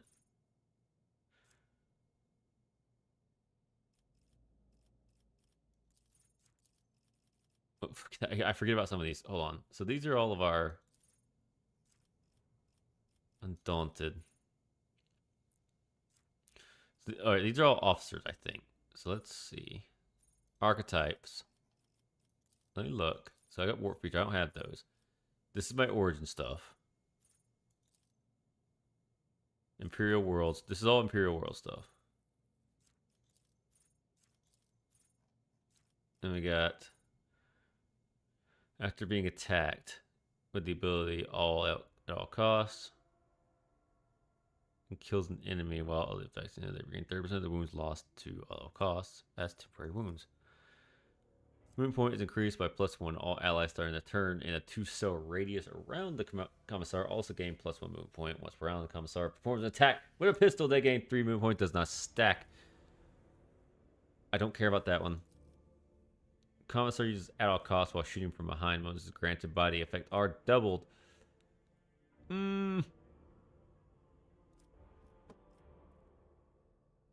That's pretty slick. I don't think I want it though. I think we want to stick with our officer abilities. Which I don't know about.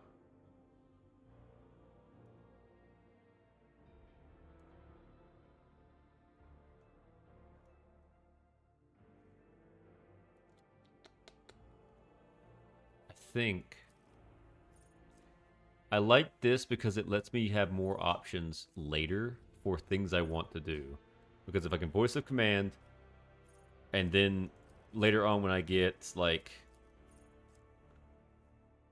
next attack and do like take aim or air of authority or one of these, because these cost 1 each.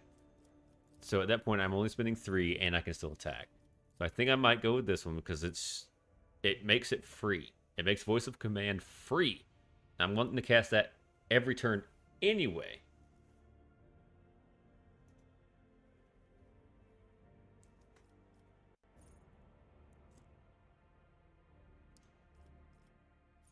It's very serious. Okay, I'm gonna go with that. Otherwise, it would have been voice of command, increasing the range. But I think I'm gonna be within range of things for the most part. So let's do decisive resolve just to make it cost nothing. If it costs nothing, that's 1 less action point that I'm using to do other things. So we're gonna do that. I don't know what to do with Abelard. I don't think as much when I go with these guys. Oh, he gets a new just ability. Does he get new abilities more often? No. I feel like I just got this one and this one. I guess he gets this sooner, whereas the warriors get their ability sooner, but their characteristics later. Let's see. A taunting scream. Oh, he gets to taunt, eh? Alright, so let's look at the one he's wanting to recommend. Reckless Strike. The warrior's next melee attack gains 20% arm penetration plus 8 damage. Ignores 12% as a parry. Every enemy who survives the attack enhanced by this ability will attack the warrior in return, including creatures with ranged weapons. It's a barbarian attack. It's reckless attack for barbarians, but like different and cool as well. Like they automatically hit back, but like if you hit them, they're gonna get mangled.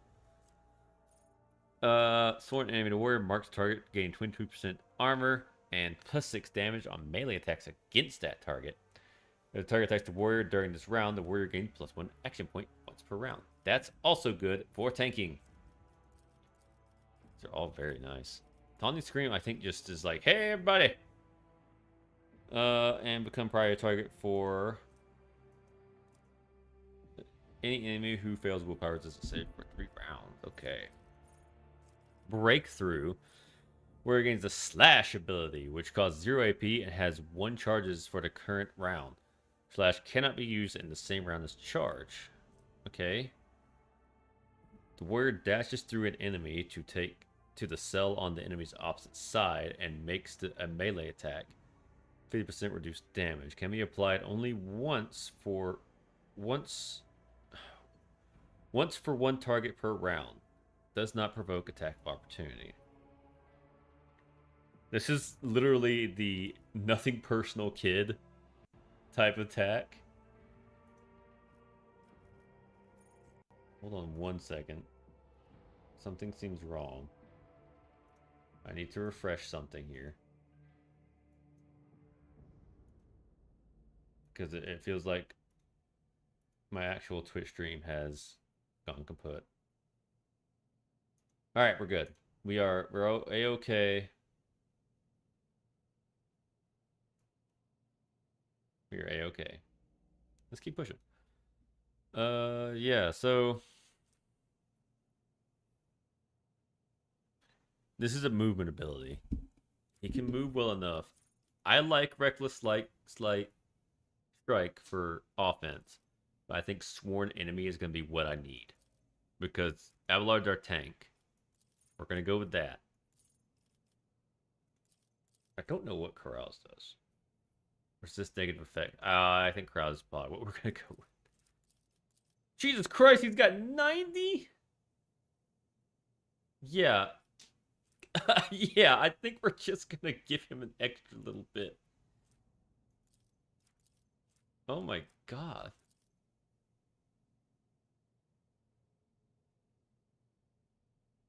And applied by some poison simulators or alcohol, making access to non-alcoholic options. Yeah, let's give him Carouse. That's pretty great. Yeah, let's do that. That's crazy. He's got 90. Hold on, where is it? Yeah, look at that. He's got 90 Carouse.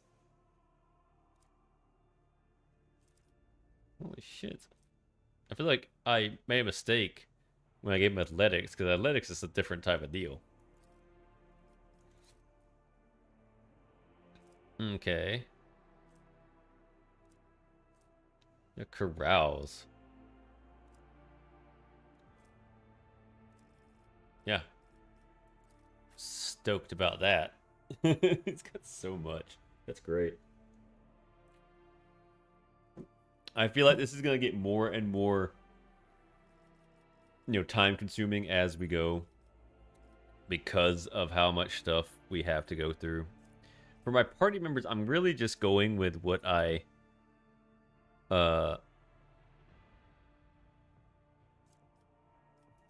need to do here. Exposed weight has got 0 AP. That's good. Yeah, I'm gonna probably stick with like the recommended stuff for these.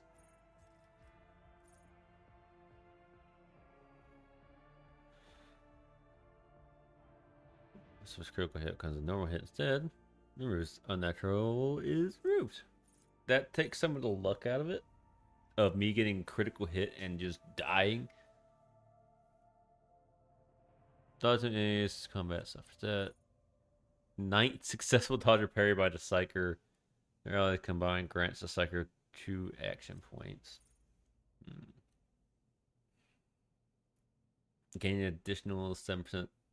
Okay, so we can either do attacks an enemy that has full wounds, attack deals 50% more damage. I think I might just go with instant expose just to make this for free.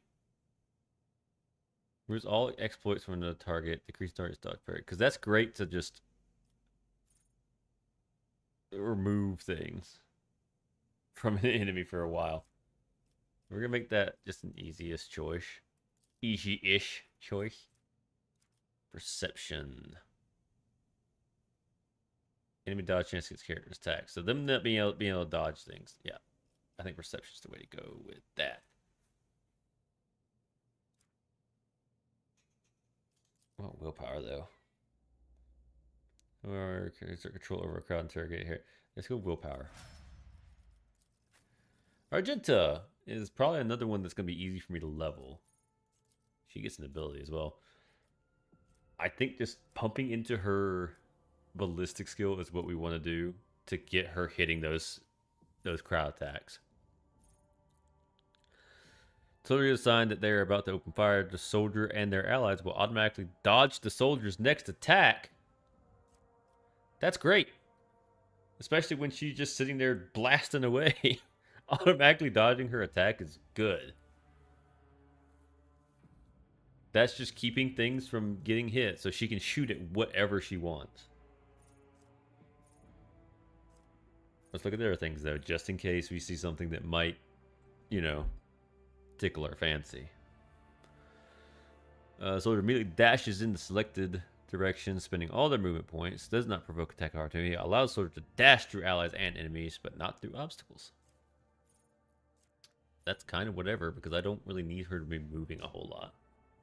It's 3 points of movement. Next ranged air attack made by the soldier deals 100% damage and has an additional 20% dodge reduction. That's pretty good too. Double the damage. And it's more likely to hit. Well, more likely for them not to dodge it, because I don't need any more variables for things not to hit. Soldier immediately spends all their AP and MP and grants a 30% bonus to cover efficiency. Oh, pardon me. The next time soldier uses running gun, they gain back all spent AP and MP plus 1 additional AP. This also resets the cooldown of all the soldier's abilities except for running gun. And then rapid fire. The soldier's next range burst attack will have its base rate of fire doubled, but deal 25% less damage. All the shots will follow random trajectories. That's not great. I'm gonna be real with you. So I get to fire twice as much. But it's the trade-off. The trade-off feels good. I'm essentially doing 25% more damage because it's doubling how much I have. But like if I had a very high rate of fire weapon, like super high rate, and I doubled it with this, that'd be insane. That'd be great. That'd be awesome. But I think that the best thing for us to do is to do this one, because then I am not worried about positioning as much. I think because this is great. I don't have to maneuver everyone quite around her for her to be able to like just blast people down. Yeah, soldier and their allies will automatically dodge. So yeah, even this helps with Abelard too, because Abelard's going to be in front of her, so she could just shoot through Abelard. That's what we're doing. That makes sense to me. But I may be stupid. And now we got her. I don't know what I want to do with her. I think that the best thing is to just go with all these crazy psyker abilities, but I also need to check her officer stuff. Because she has a lot of overlap with me, being an officer. I'm doing a whole lot of stuff as well. They're just straight up officer things. So I don't think that really helps me as much. So I need to kind of... Additional action point.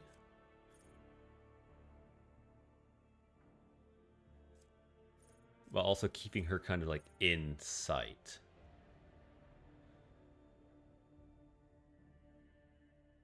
Whenever an ally in combat gains an extra turn, the navigator gains a stacking +5 bonus of willpower to the end of combat. Stacks up to 5 times. That will build very quickly because between me and her giving things, we'll have her maxed out in 3 turns or 3 rounds. Because it says whenever an ally in combat gains an extra turn. Which means that between the two of us, even... Well, we could probably do it in 2 if we'd use all of our stuff. Oh boy. How much does willpower affect things? Willpower affects a lot of things, but sure as hell doesn't affect my ability to get rid of you.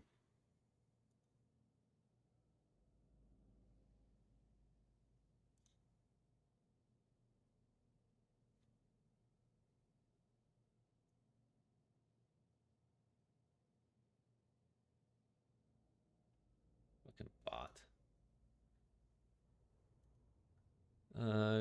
Yeah, that's... Their willpower is higher. Toughness, navigator's wounds are calculated according to their willpower.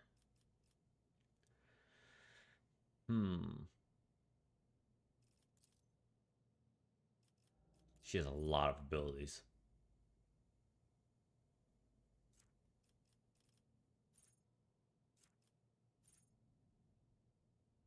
Damage.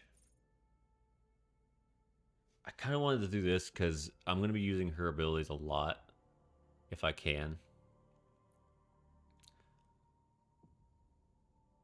And reducing the Veil Degradation is probably very helpful. Navigator heals 5 wounds at the beginning of each return and gains +1 additional wound for every Navigator talent taken. Healing increases by +1 for every creature killed between Navigator's turns.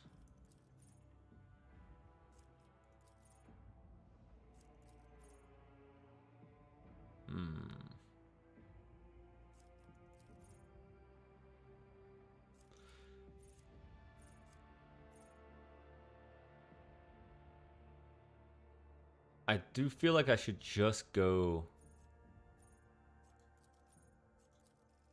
because all of these are Navigator stuff.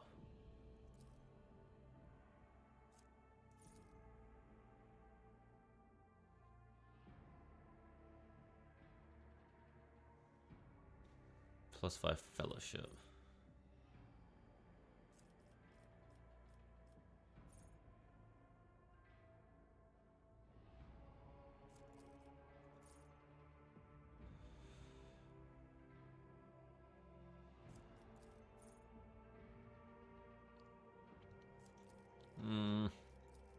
She's got so much new stuff that I'm dealing with. Source. From any source of warp damage, the bonus damage stacks each hit inflicted by the Navigator. She's going to be... At some point, I feel like I am going to replace Idira as my Psyker for something else.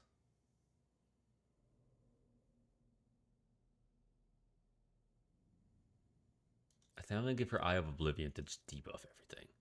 We're gonna pump up that. I think that's what we're gonna do. All right, we're good now. This is where it blew up the door. Have we fixed that yet? We did. Now we can leave here. Excellent.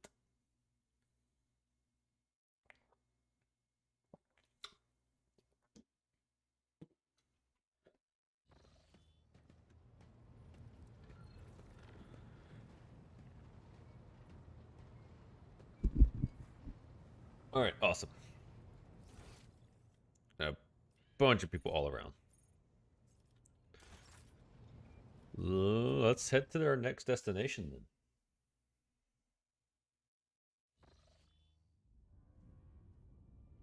Which was this one. Let's see if we get stopped again. We got stopped again. Lord Captain, sorry to disturb you. Vigdis pauses, as if listening to something. It's pandemonium outside the bridge gate.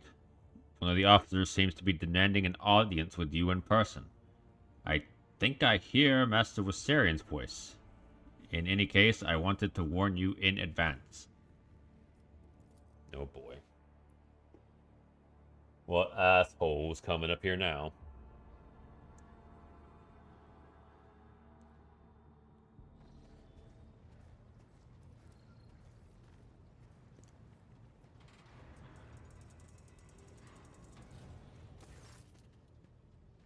The everyday sounds of the bridge are disturbed by voices raised in anger.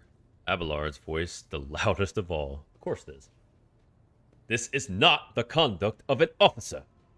These are the antics of a highborn brat out on the lark. Explain yourself, Lieutenant. Irrelevant.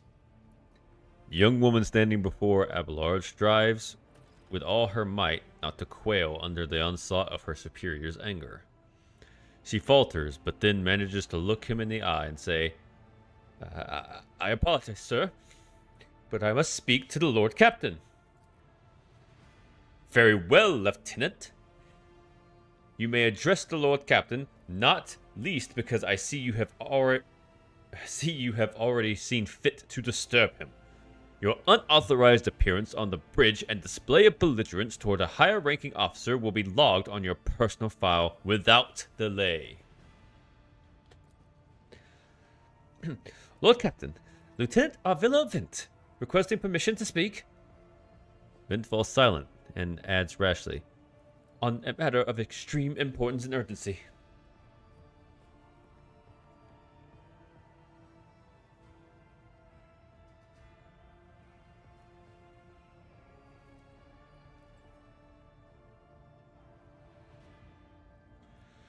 You may speak, but I want to hear a report, not a shouting match.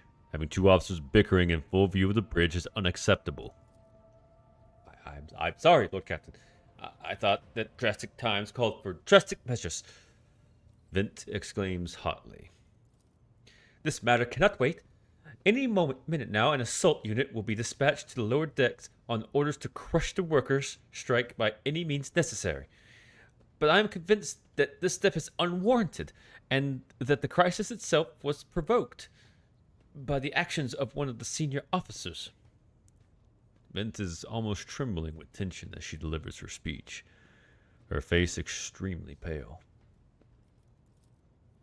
Abelard, in no hurry to intervene, lets out a skeptical huff. He glances at Zarbak, who is standing not far from him, but she maintains a stony expression. Lord Captain, I urge you to investigate the actions of Seneschal Viserion.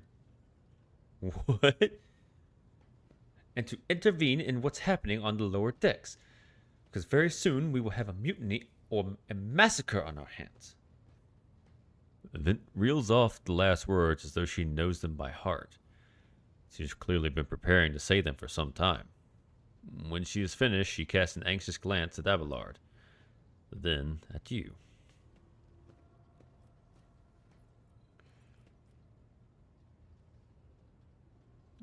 Where does Seneschal Viserion come into this? I shall explain, Abelard intones grimly. I beg you to hurry. Time is running out. I will not hurry, since my competence is under scrutiny. I shall speak for as long as I see fit. There is an established order to the way things are done on this ship, and one of the pillars of the system is that the rogue trader's attention is not distracted by trivial matters. It is the Seneschal's role to ensure that. I have always handled internal problems myself, so, of course, when I received information about cultists hiding in the lower decks, I took the matter on hand. So long as I live, not one of the vermin who murdered Theodora von Valentius will find refuge on her ship. You are too heavy-handed, Seneschal. Viserion? Arrests, interrogations, mass punishments for entire sections? This has driven the people to the brink, Vint says bitterly. Now there's a strike on the lower decks, in Depot 4 to be precise. 3 workers' clans are involved, and many more are passively supporting them.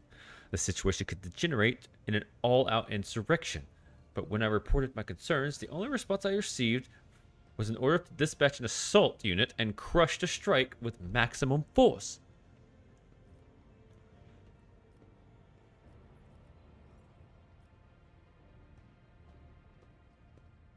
What is Depot 4?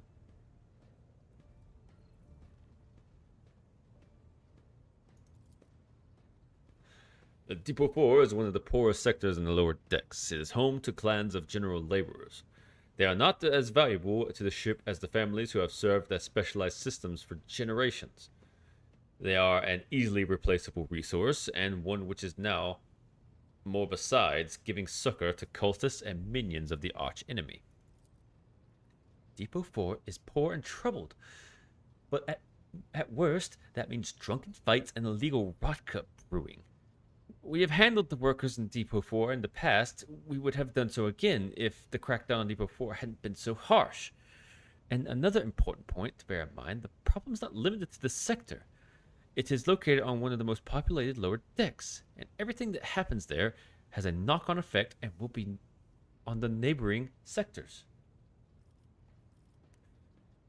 Masters at Arms, the ship's enforcers report to you, and yet you seem hesitant to provide your own perspective. Oh, she's got a little poster here. Jocasta Zarbak.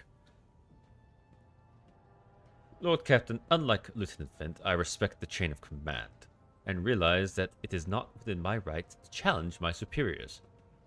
Zarbak bows her head in Abelard's direction. However, a moment later, a serpentine smile appears on her lips. That being said, while I entirely share Master Viserian's opinion on what the fate of Depot 4 deserves, I must note that this insubordination has a direct consequence of practices that he himself has introduced. Mr. Sauerbach, I see you have decided to follow the Lieutenant's example after all. Such behavior does you no credit.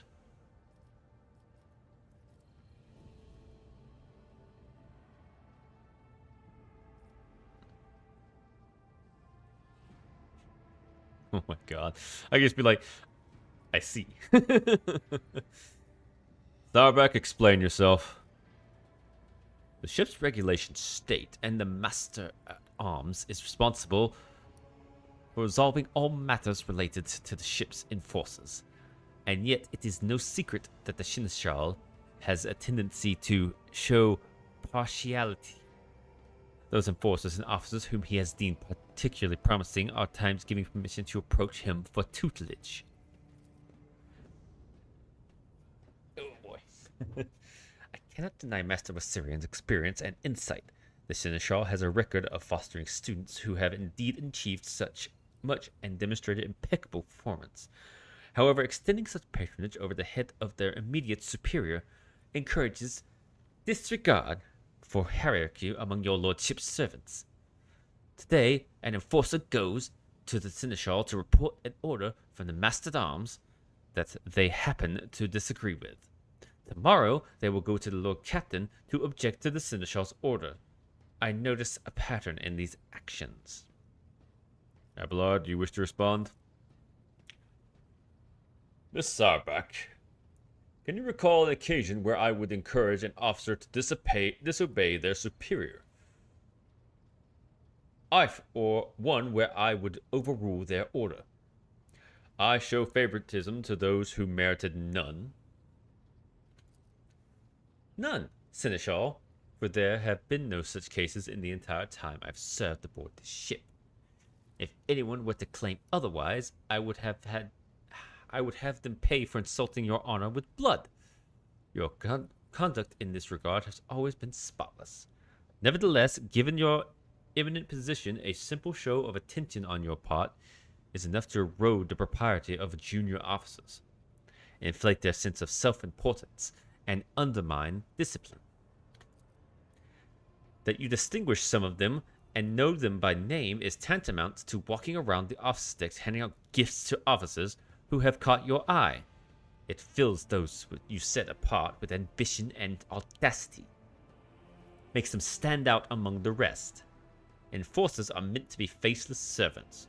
Fighters ready to die. Their fate entrusted to their commander and no one else. That is the sole foundation of order.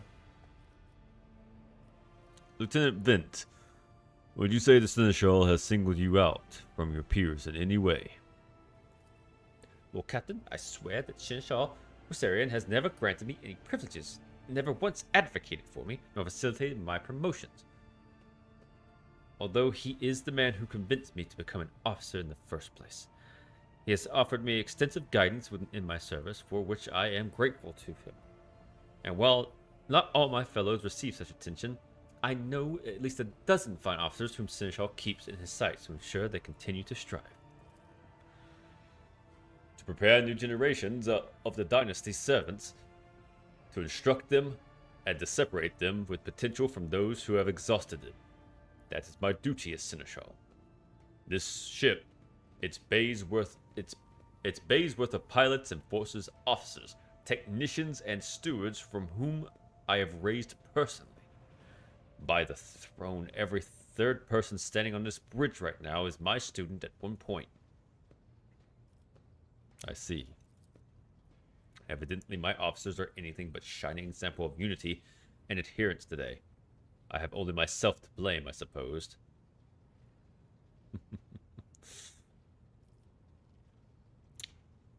There's an insurrection in the making aboard my ship, and no one has informed me. I would not deem it a problem worthy of the rogue trader's attention. The lower decks, as it so happens, are in revolt. 30-some years ago, we even had a revolutionary leader rise up who dared to establish workers' rule across the entire ship. It took a month to restore order, but even 8 years later, were still battling rumors that the hero had survived his execution and was on the verge of gathering people to fight against tyranny once more. Abelard scoffs. Needless to say, the rumors were baseless. As for the current situation, we have sufficient enforcers to deal with it. On this ship, the word of the Lord Captain carries more weight than a salvo from 100 bolters. I'm sure if the rogue trader addresses the malcontents directly, he can quell their unrest. I dread to think that what problem will disturb the rogue trader with next. Perhaps you will ask the Lord Captain to break up brawls in the mess room. I've already given you the means to resolve this problem. You simply need to use them. If I may, your lordship, sending a hit squad to crush the rebellion is a means of ignoring the problem, not solving it. How did this all start? The situation could boil over at any minute, so I'll give you the condensed version. It all began with the enforcers found a cultist amulet on the body of someone who'd been killed in a drunken brawl. We reported it up the chain immediately, arranged for a cleansing rite to be performed, and opened an investigation. No heretics have been found alive, but the search has brought tensions between enforcers and workers to the head. I mean, that makes sense. Things have gotten a little tense because people have been dying, but you gotta be fair to the guys looking into it. The rogue trader was killed. That's bad. Abelard, what do you have to say to all of this? I see no need to add anything. I acted within my remit of my authority, guided exclusively by the best interest of your protectorate and your personal safety. If you wish to confirm the rectitude of my actions for yourself, I have no objections. For my part, I urge the Lord Captain to go down to the lower decks, stop the assault unit, and speak directly to the people. You will see that they are not lying or harboring heretics. That way, you will stop the uprising before it begins.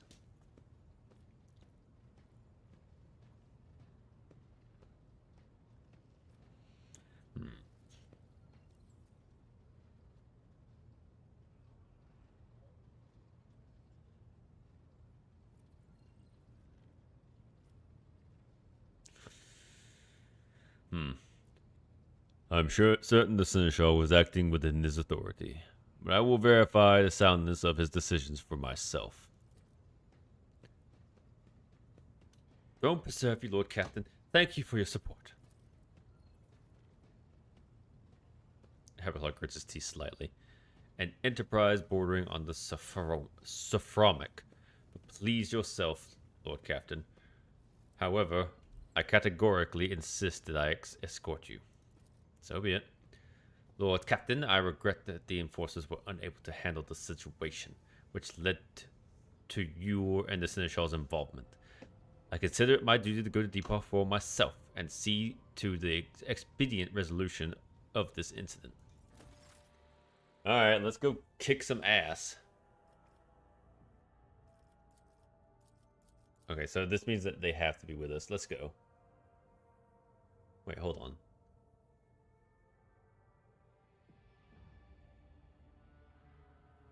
We can have 6 party members? We can have 6 fucking party members? Holy nutballs! That's a lot of party members. Let's go. If we're bringing all the party members, we're probably going to get in a fight. Which isn't exactly, like, super. Oh, boy. Keep your wits about you.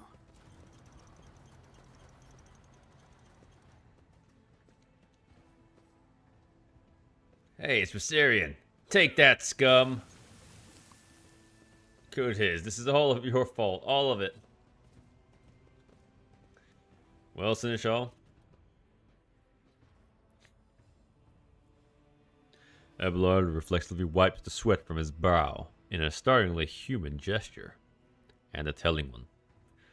A rare moment where he allows his age and weariness to show through his armor. Armor like veneer of self-assurance. The lower decks are a source of endless problems. Sometimes I dearly regret that we cannot replace all the locals with servitors. Did you hear? They were shouting your name. Almost sounds like a tease. Let's keep moving. We need to get to the bottom of this.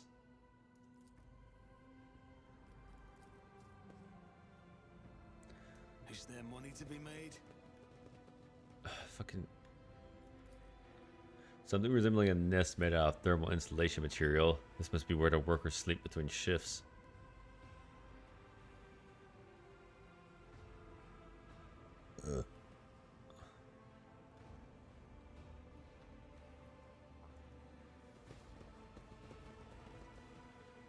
Dex down here to see us.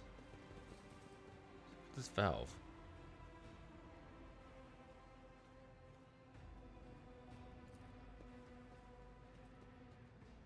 I still do not see our purpose in coming here. Relax, old man. Going for a stroll on the lower decks every once in a while is good for you. Lets you see how the simple folk live. I always keep my options open.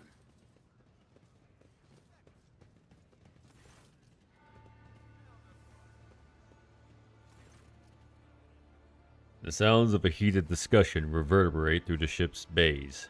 Lieutenant Arvilla Vint of the ship's enforcers is barring the path of her superior, Master-at-Arms Jocasta Sarbak, who has arrived and clad in armor.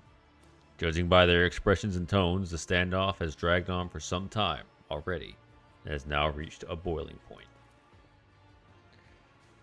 Lieutenant Vint, my patience is wearing thin. I have given you an order, now get out of my way. I cannot comply with that order, ma'am.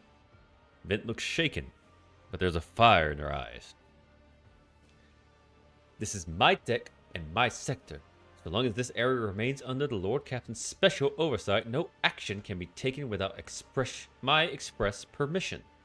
There are only 3 people who are authorized to make me stand down: the first officer, the rogue trader, and the Emperor himself. So not all my lessons fall on deaf ears. Abelard mutters in crabby approval. It does not clarify whether he means Vint, Sarbak, looming over her, or both. Your lordship. Noticing you, the 2 officers snap to attention and salute, their subordinates following suit a moment later.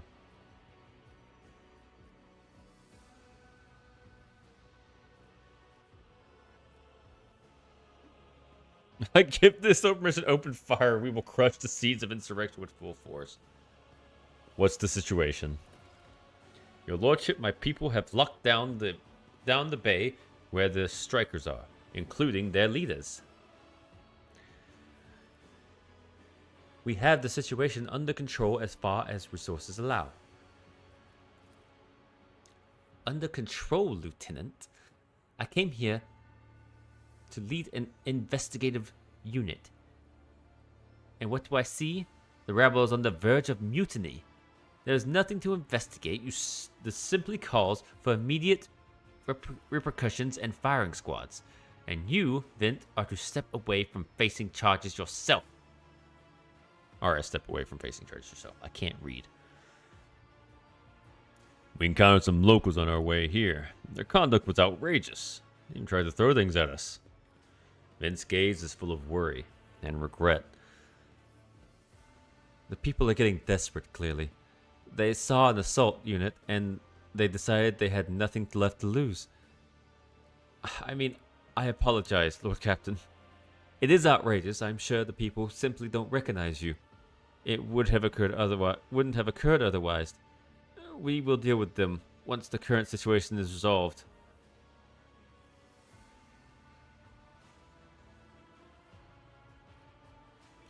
I want to speak to the strikers. Ablar's mouth twists, but he restrains himself and says nothing. Right you are, Lord Captain. Allow me to wish you good luck. Hope gleams in Lieutenant Vint's eyes.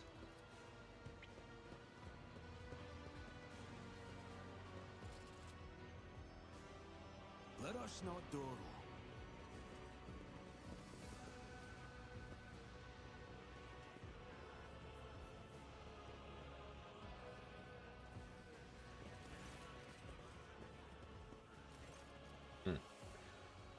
A dozen pairs of eyes stare apprehensively at you. The people before you are typical inhabitants of the lower decks. You take in their simple clothing, crude weapons, and faces that display varying levels of mutation. From the barely discernible to the strange to the outright grotesque. Here comes the leadership, I guess.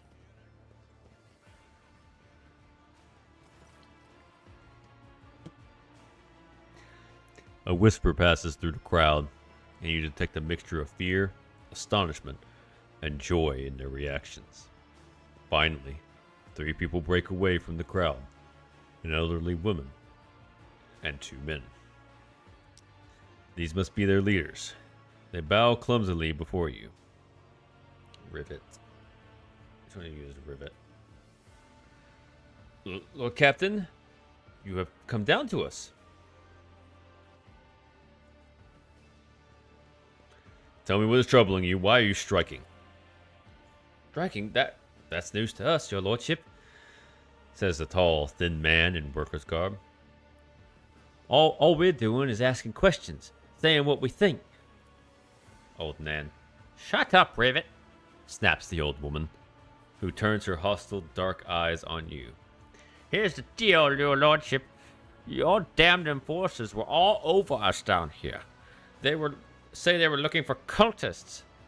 One wrong word, and they're reaching for their batons. If they want to punish someone, they turn off the heating to hold base for a week at a time. So we get sick and freeze. In my clan, 2 little ones died from inflammation in their lungs, all because of those enforcers. The old woman spits on the floor and rubs at the spittle with the toe of her worn-out shoe. Argento does not interrupt the workers, but you see the sadness well in her eyes when the children's deaths are mentioned. She quietly whispers a requiem prayer and makes a sign over herself. It's all true. Vint is the only officer who stood up for us. It's clear as day who had a mother from the lower decks, and who grew up amidships, and has no fellow feelings towards us. The grim man with a scarred face throws up his arms. Your lordship, we're no villains here.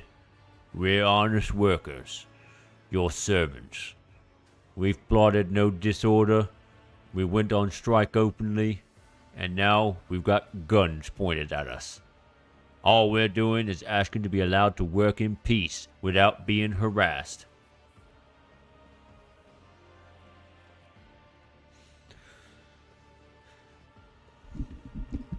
The persecution started apropos of nothing, you say? I was told that one of you was found in possession of a cultist amulet, and that there were heretics hiding here.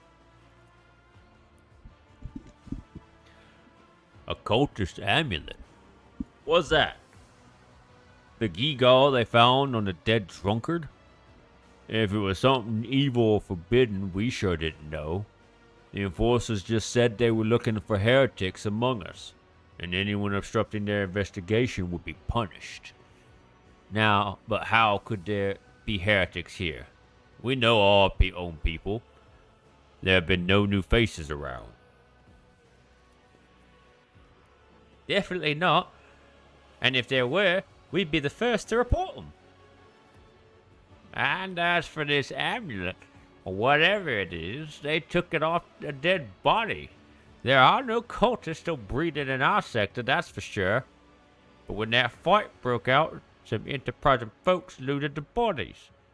The boots they came back with. Nobody's ever tread these decks in boots so far, and I can tell you that. Seems to me these cultists have better commanders than us. Oh yeah, those boots really were fine. And there was no harm in taking them, right? As for the amulet, it must have been pocketed by someone who didn't know any better. We don't need any amulets around here. We all worship the Emperor. And when we're working, we bow down before the machine spirits of the large and small transformers and the servo motor, the same way my grandfather was taught 100 years ago by a tech priest who came calling. Believe us, your lordship, we are people of faith. Naive children. Weren't you taught from an early age about the danger of the archenemy's creations? Weren't you warned that any unfamiliar object could be one of them? We were told, Holy Sister, but it was long ago. The last time we saw a confessor in our sector, it was just after I'd had my third little one. That is regrettable. But you cannot lay the burden of leading a righteous life on the shoulders of the Holy Fathers. Who will you blame when beasts crawl out of those amulets you stole from the heretics? The Holy Father who was not there, or the scavenger who brought evil down upon himself and his neighbors? Nabelard, do you have anything to add? I authorize the use of all necessary measures to locate Chaos worshippers hiding within the sector. The specific steps taken by the officers were not reported to me. Abelard frowns, clearly disgruntled at having to explain himself in the workers present. Nevertheless, I am certain that their actions were justified. Cultists are no drunken stevedores. Stevedores? What the fuck does that mean? Hold on. Hold on, we're gonna learn a new word today. Stevedore.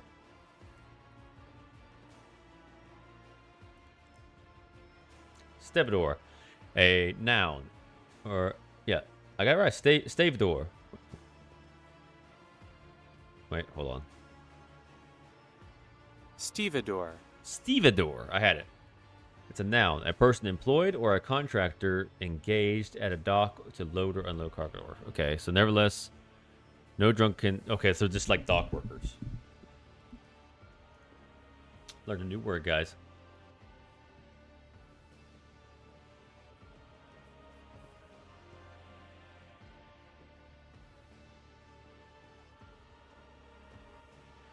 One quick thing I need to check.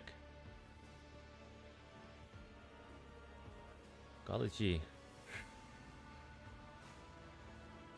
Alright. So back onto Twitch. They are the enemy and a threat to the ship. Neutralizing them demands decisive action. Sarabak, was it really necessary to torture these people with cold? The rabble only understands one language, Lord Captain, that of violence. As per regulations, should the laborers persist in their unwillingness to cooperate, the next step is limiting air supply and cutting off water, which is almost certain to restore order. The peasants can grumble all they want, but in the end, they are the source of their own misery. All they have to do is bow their heads and fall in line, and the need for punitive measures will disappear. We were attacked on the way here. How do you explain that? Here's an explanation for you. The people have been pushed to their limit, and now they're lashing out. As if we don't know why these top deck units are being sent down here. Like that one there that the lieutenant won't let past. Doing all these voices is actually hurting. It's starting to get to me. But we'll get better. Don't you people worry. Our clans all inside the bays has been sealed off, but the lower decks are big. I'm sure there are some people who've had just about enough. We're getting it from all sides. The soldiers have encircled the ones who've risen up. A death squad has just arrived. It's no wonder folks are lashing out. Their words seem sincere to you. Their body language and glances traded between them revealed that news of the attack has shocked them. What changes do you want? Would you look at this? The exalted Lord Captain himself is asking us Bildrats what we want. Well, here's what. We want you to rein in your damned enforcers to quit turning off the heat and to stop battering everything that moves. No, that's not it. We want the enforcers gone from here, and we want to be armed. Give us arms and we'll govern ourselves. We'll defend ourselves if these cultists do show their faces. I've been leader of my clan for 20 years now. Getting rid of these club-wielding thugs can only improve things around here. You've gone too far, old Nan. They'll never let the maggots in the lower decks live without the enforcers breathing down their necks. They probably even insist on enforcers on the upper decks, too. As for weapons, what do we need them for? Before the first day's out, we'll have someone shooting their neighbor out of stupidity or drunkenness. We don't need that. If the enforcers stop hassling us, that'll be enough. In return, we'll find the scavengers who robbed the cultist bodies, and we'll talk to them. One lower decker to another. If there are any more of those damn amulets about, we'll hand them over to the enforcers ourselves. You speak for yourself and your clan. I'll speak for me and mine. I don't want empty gestures. I want real change. They'll promise us the world now, but as soon as the Anointed One turns his back, these brutes will be on us even harder than before. All because we dared to speak out. The tall worker's eyes dart between the two leaders. Every few seconds he opens his mouth as if planning to agree, but each time he falls silent, simply making a few vague noises of approval.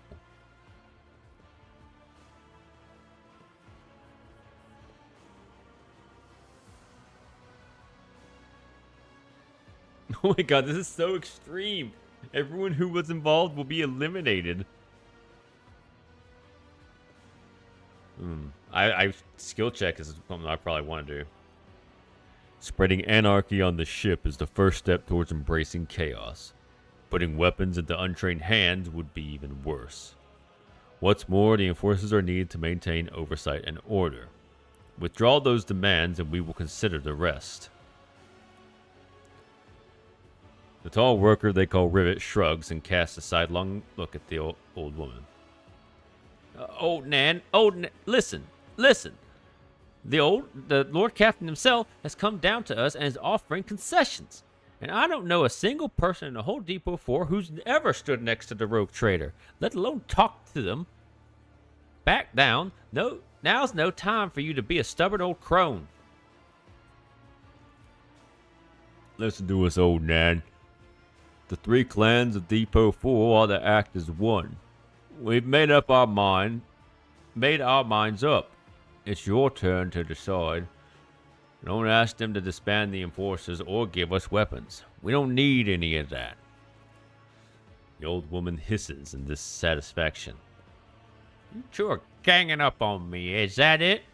So brave you are against an old woman. But I'll shut up. I will indeed. I won't go against two clan leaders of my own. If you want to make peace with the enforcers, make your peace. That's great. That's fantastic. Lord Captain, we're all agreed. Thoughts, Abelard? The story about going scavenging for boots and accidentally picking up a heretical amulet doesn't convince me. These people were moments away from rebelling and possibly becoming minions of the arch enemy. We must not give them what they want, even if they did require something innocently, purely out of their own stupidity. That does not mean they are not tainted with corruption. What begins as a petty thievery can turn into a far graver problem. I have seen it before. Abelard's face darkens momentarily. In my second war, there was a sergeant in the Imperial Guard Regiment that was stationed nearby. The sergeant took an ordinary pocket knife from a body of a heretic, and his whole unit lost their lives for it. When they finally managed to break into the barracks, they found not a single survivor, only the pocket knife, which had grown whoa, which had grown through all the rows of beds like a metal choking vine. So when it comes to scavengers, malcontents, strikers, or whatever they'll turn into next, my verdict is simple. Give them no quarter. Knights at Arms, where do you stand? Give the rabble a rocks, and they'll take an agri-world, Lord Captain. They only understand brute force, and will interpret any concession. I fucking can't remember this fucker's voice. Any concession is a sign of weakness. Giving them weapons and recalling the enforcers would be folly. It would only be a matter of time before we had a full-scale mutiny on our hands.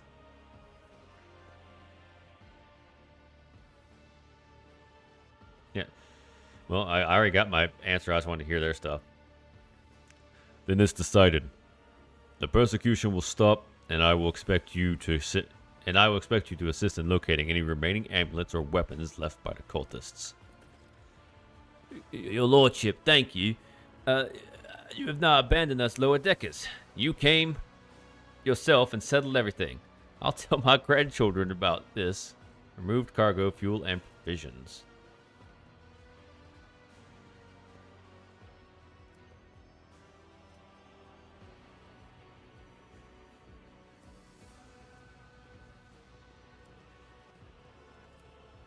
Of course, your lordship.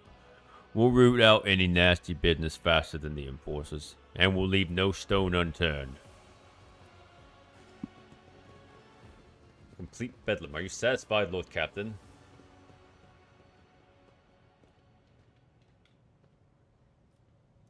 So what are these valves? Attention to detail is the key to success.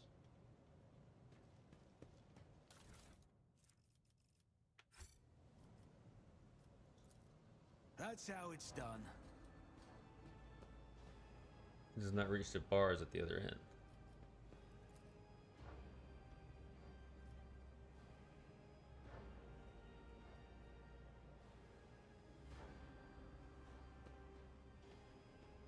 I guess that's it. We did it. We just solved a big old problem. Awesome. Oh, but what's this? Hold on.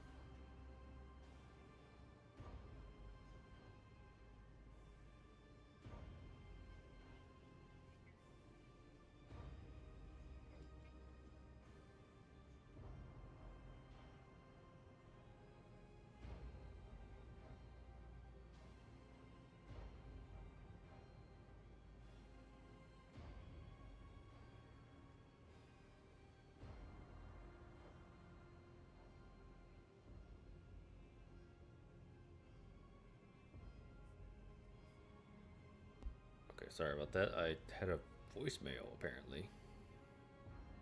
If you're hungry, Mom or Dad over, we have food. I wish I had gotten this message, like... I had to barely pay attention to some of these messages. What day is today? Today's Thursday.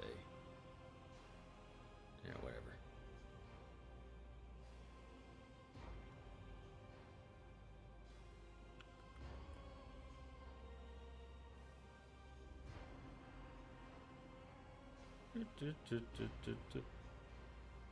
I'm just gonna turn that off and swap this over. Just give me a second, guys. I'm sorting some things out here. Oh boy, my life is falling apart. It's Livy. Oh yeah, my brother invited me like 2 hours ago to eat dinner because our parents are over at his place. I wish I had seen that earlier, but I was deep into this. It's alright though, I already ate my dinner. I don't think there's going to be anything else down here that I really need to look at. So let's head back up.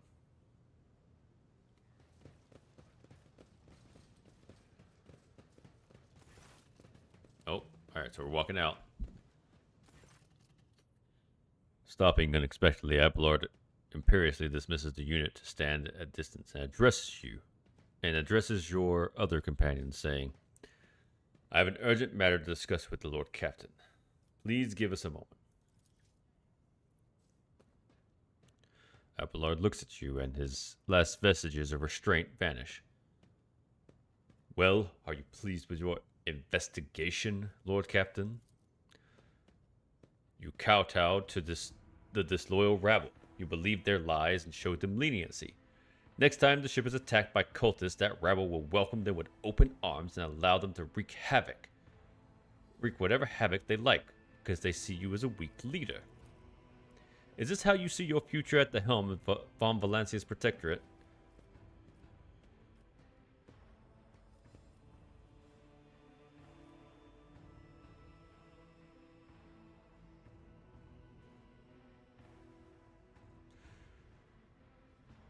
I solved the fucking problem, you son of a bitch. I understand that your harsh bullshit doesn't work, but we need better options. How about this? Let's talk about your role in all this instead. You allowed this revolt to happen. Your actions practically guaranteed it would. I would have handled the situation myself had you not decided to intervene, Abelard says irascibly. Remember Lord Captain Theodora. Do you think she ever set one slippered foot on the lower decks? No, she did not. Such matters were left to myself and the junior officers while she dedicated herself to her grand designs for the Protectorate, as any true strategist and rogue trader ought.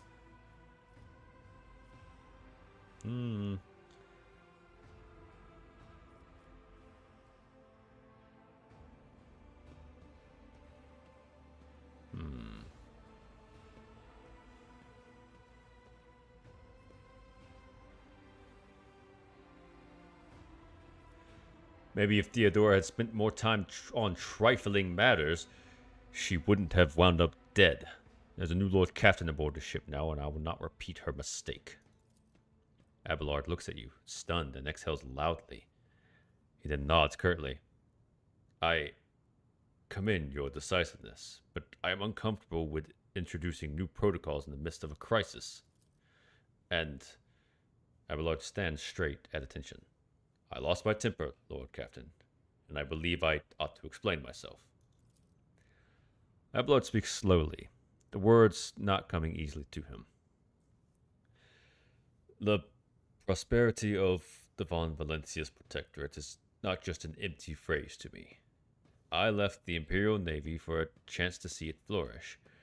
It was the most momentous decision of my life. I did it because I saw in Lord Captain Theodora's deeds the sign of true greatness. Rogue traders do not simply forge new routes and capture worlds.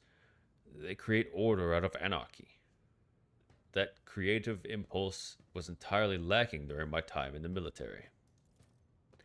So I left behind everything I had known, everything my family had known. I come from a long line of officers. I embarked upon this incredibly reckless venture. Lord Captain Theodora entrusted me with all the concerns she had no time for. She would go off on her flagship for long periods to distant frontiers on scouting voyages, and the advancement of the entire Protectorate rested on my shoulders. And then suddenly, everything that had been built over years and years began to quake, rattling like flimsy hanger on the seismically active world. One of the senior officers betrayed us all. The rogue trader was killed, and who knows what is happening on the planets. I tell you this honestly, without fear of appearing weak.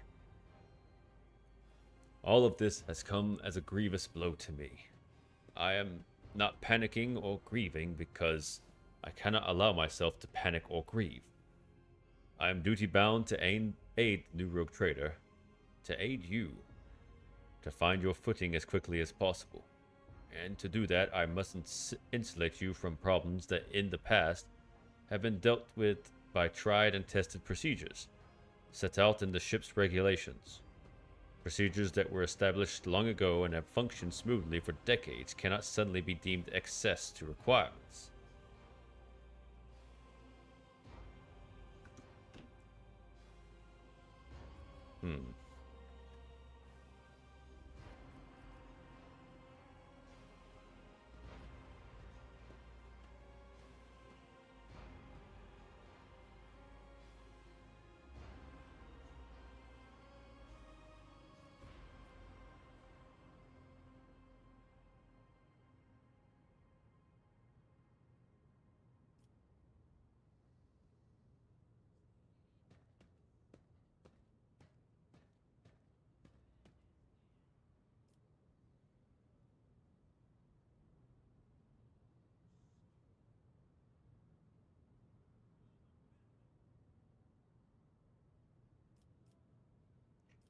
Uh.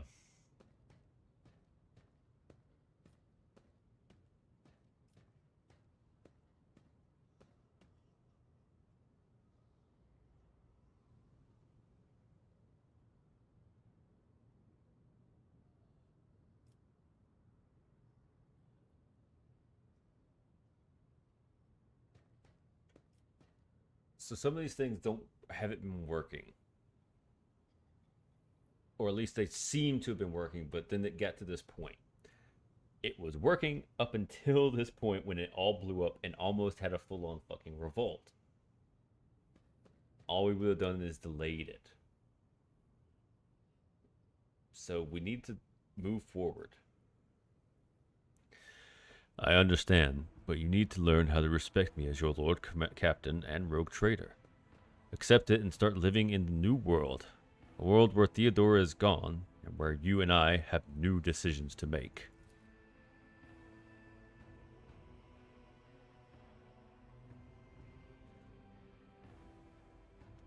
Abelard solemnly inclines his head. Yes, Lord Captain. After a moment's silence, he adds, looking at you with interest. Your resolve is admirable, and demonstrates strong leadership. I shall remember this moment, should my old habits ever begin to creep back in. And now, please, let us leave the lower decks. If the Rogue Trader desires to stretch his legs, there are far more suitable places. I think that ended pretty well. Rise to the top, or get left in the dust. Because I like Abelard a lot. He's super chill for the most part. Well, I say super chill. He keeps things running on the ship, and that's a very important thing. But there are certain things that, like, I have different values, I think, than Theodora did. Theodora had her head in a different place. She was going somewhere else in the future, and she was so focused on like where she was going that she wasn't. I think that's one of the things that probably caused her downfall, is that she was so concerned with her plans for the future that she wasn't present for what was going on, and I think that's what killed her in the end. I'm going to be present here and now. I'll have my plans, and I'll see forward and like have that understanding of how that works. But we're focusing on the today crisis, and that's what needs to be dealt with. I'm not looking at conquering galaxies or anything. Right now I'm looking at keep the ship alive and fix it. Make things better so that we can have those, you know, grandiose visions for the future. Which is kind of how I am in the real world currently. Right now, I'm just focused on keeping my bills paid, fixing my house up, and surviving tomorrow. Every other day, it doesn't really matter that much to me. It's just getting to the next day that is important. It's the whole one step at a time, one day at a time. If I sit here and dream and think about, you know, months and years down the line, I'm just going to wear myself out and get depressed. Because if I think about everything that's going to come up in the next month or two, I'm going to start thinking of all the things that could go wrong in the next month or two. And there's so much more that can go wrong than can go right if I start thinking about it. So I don't, or I try not to. People will always think and dream about the future, but for now, protect what you got.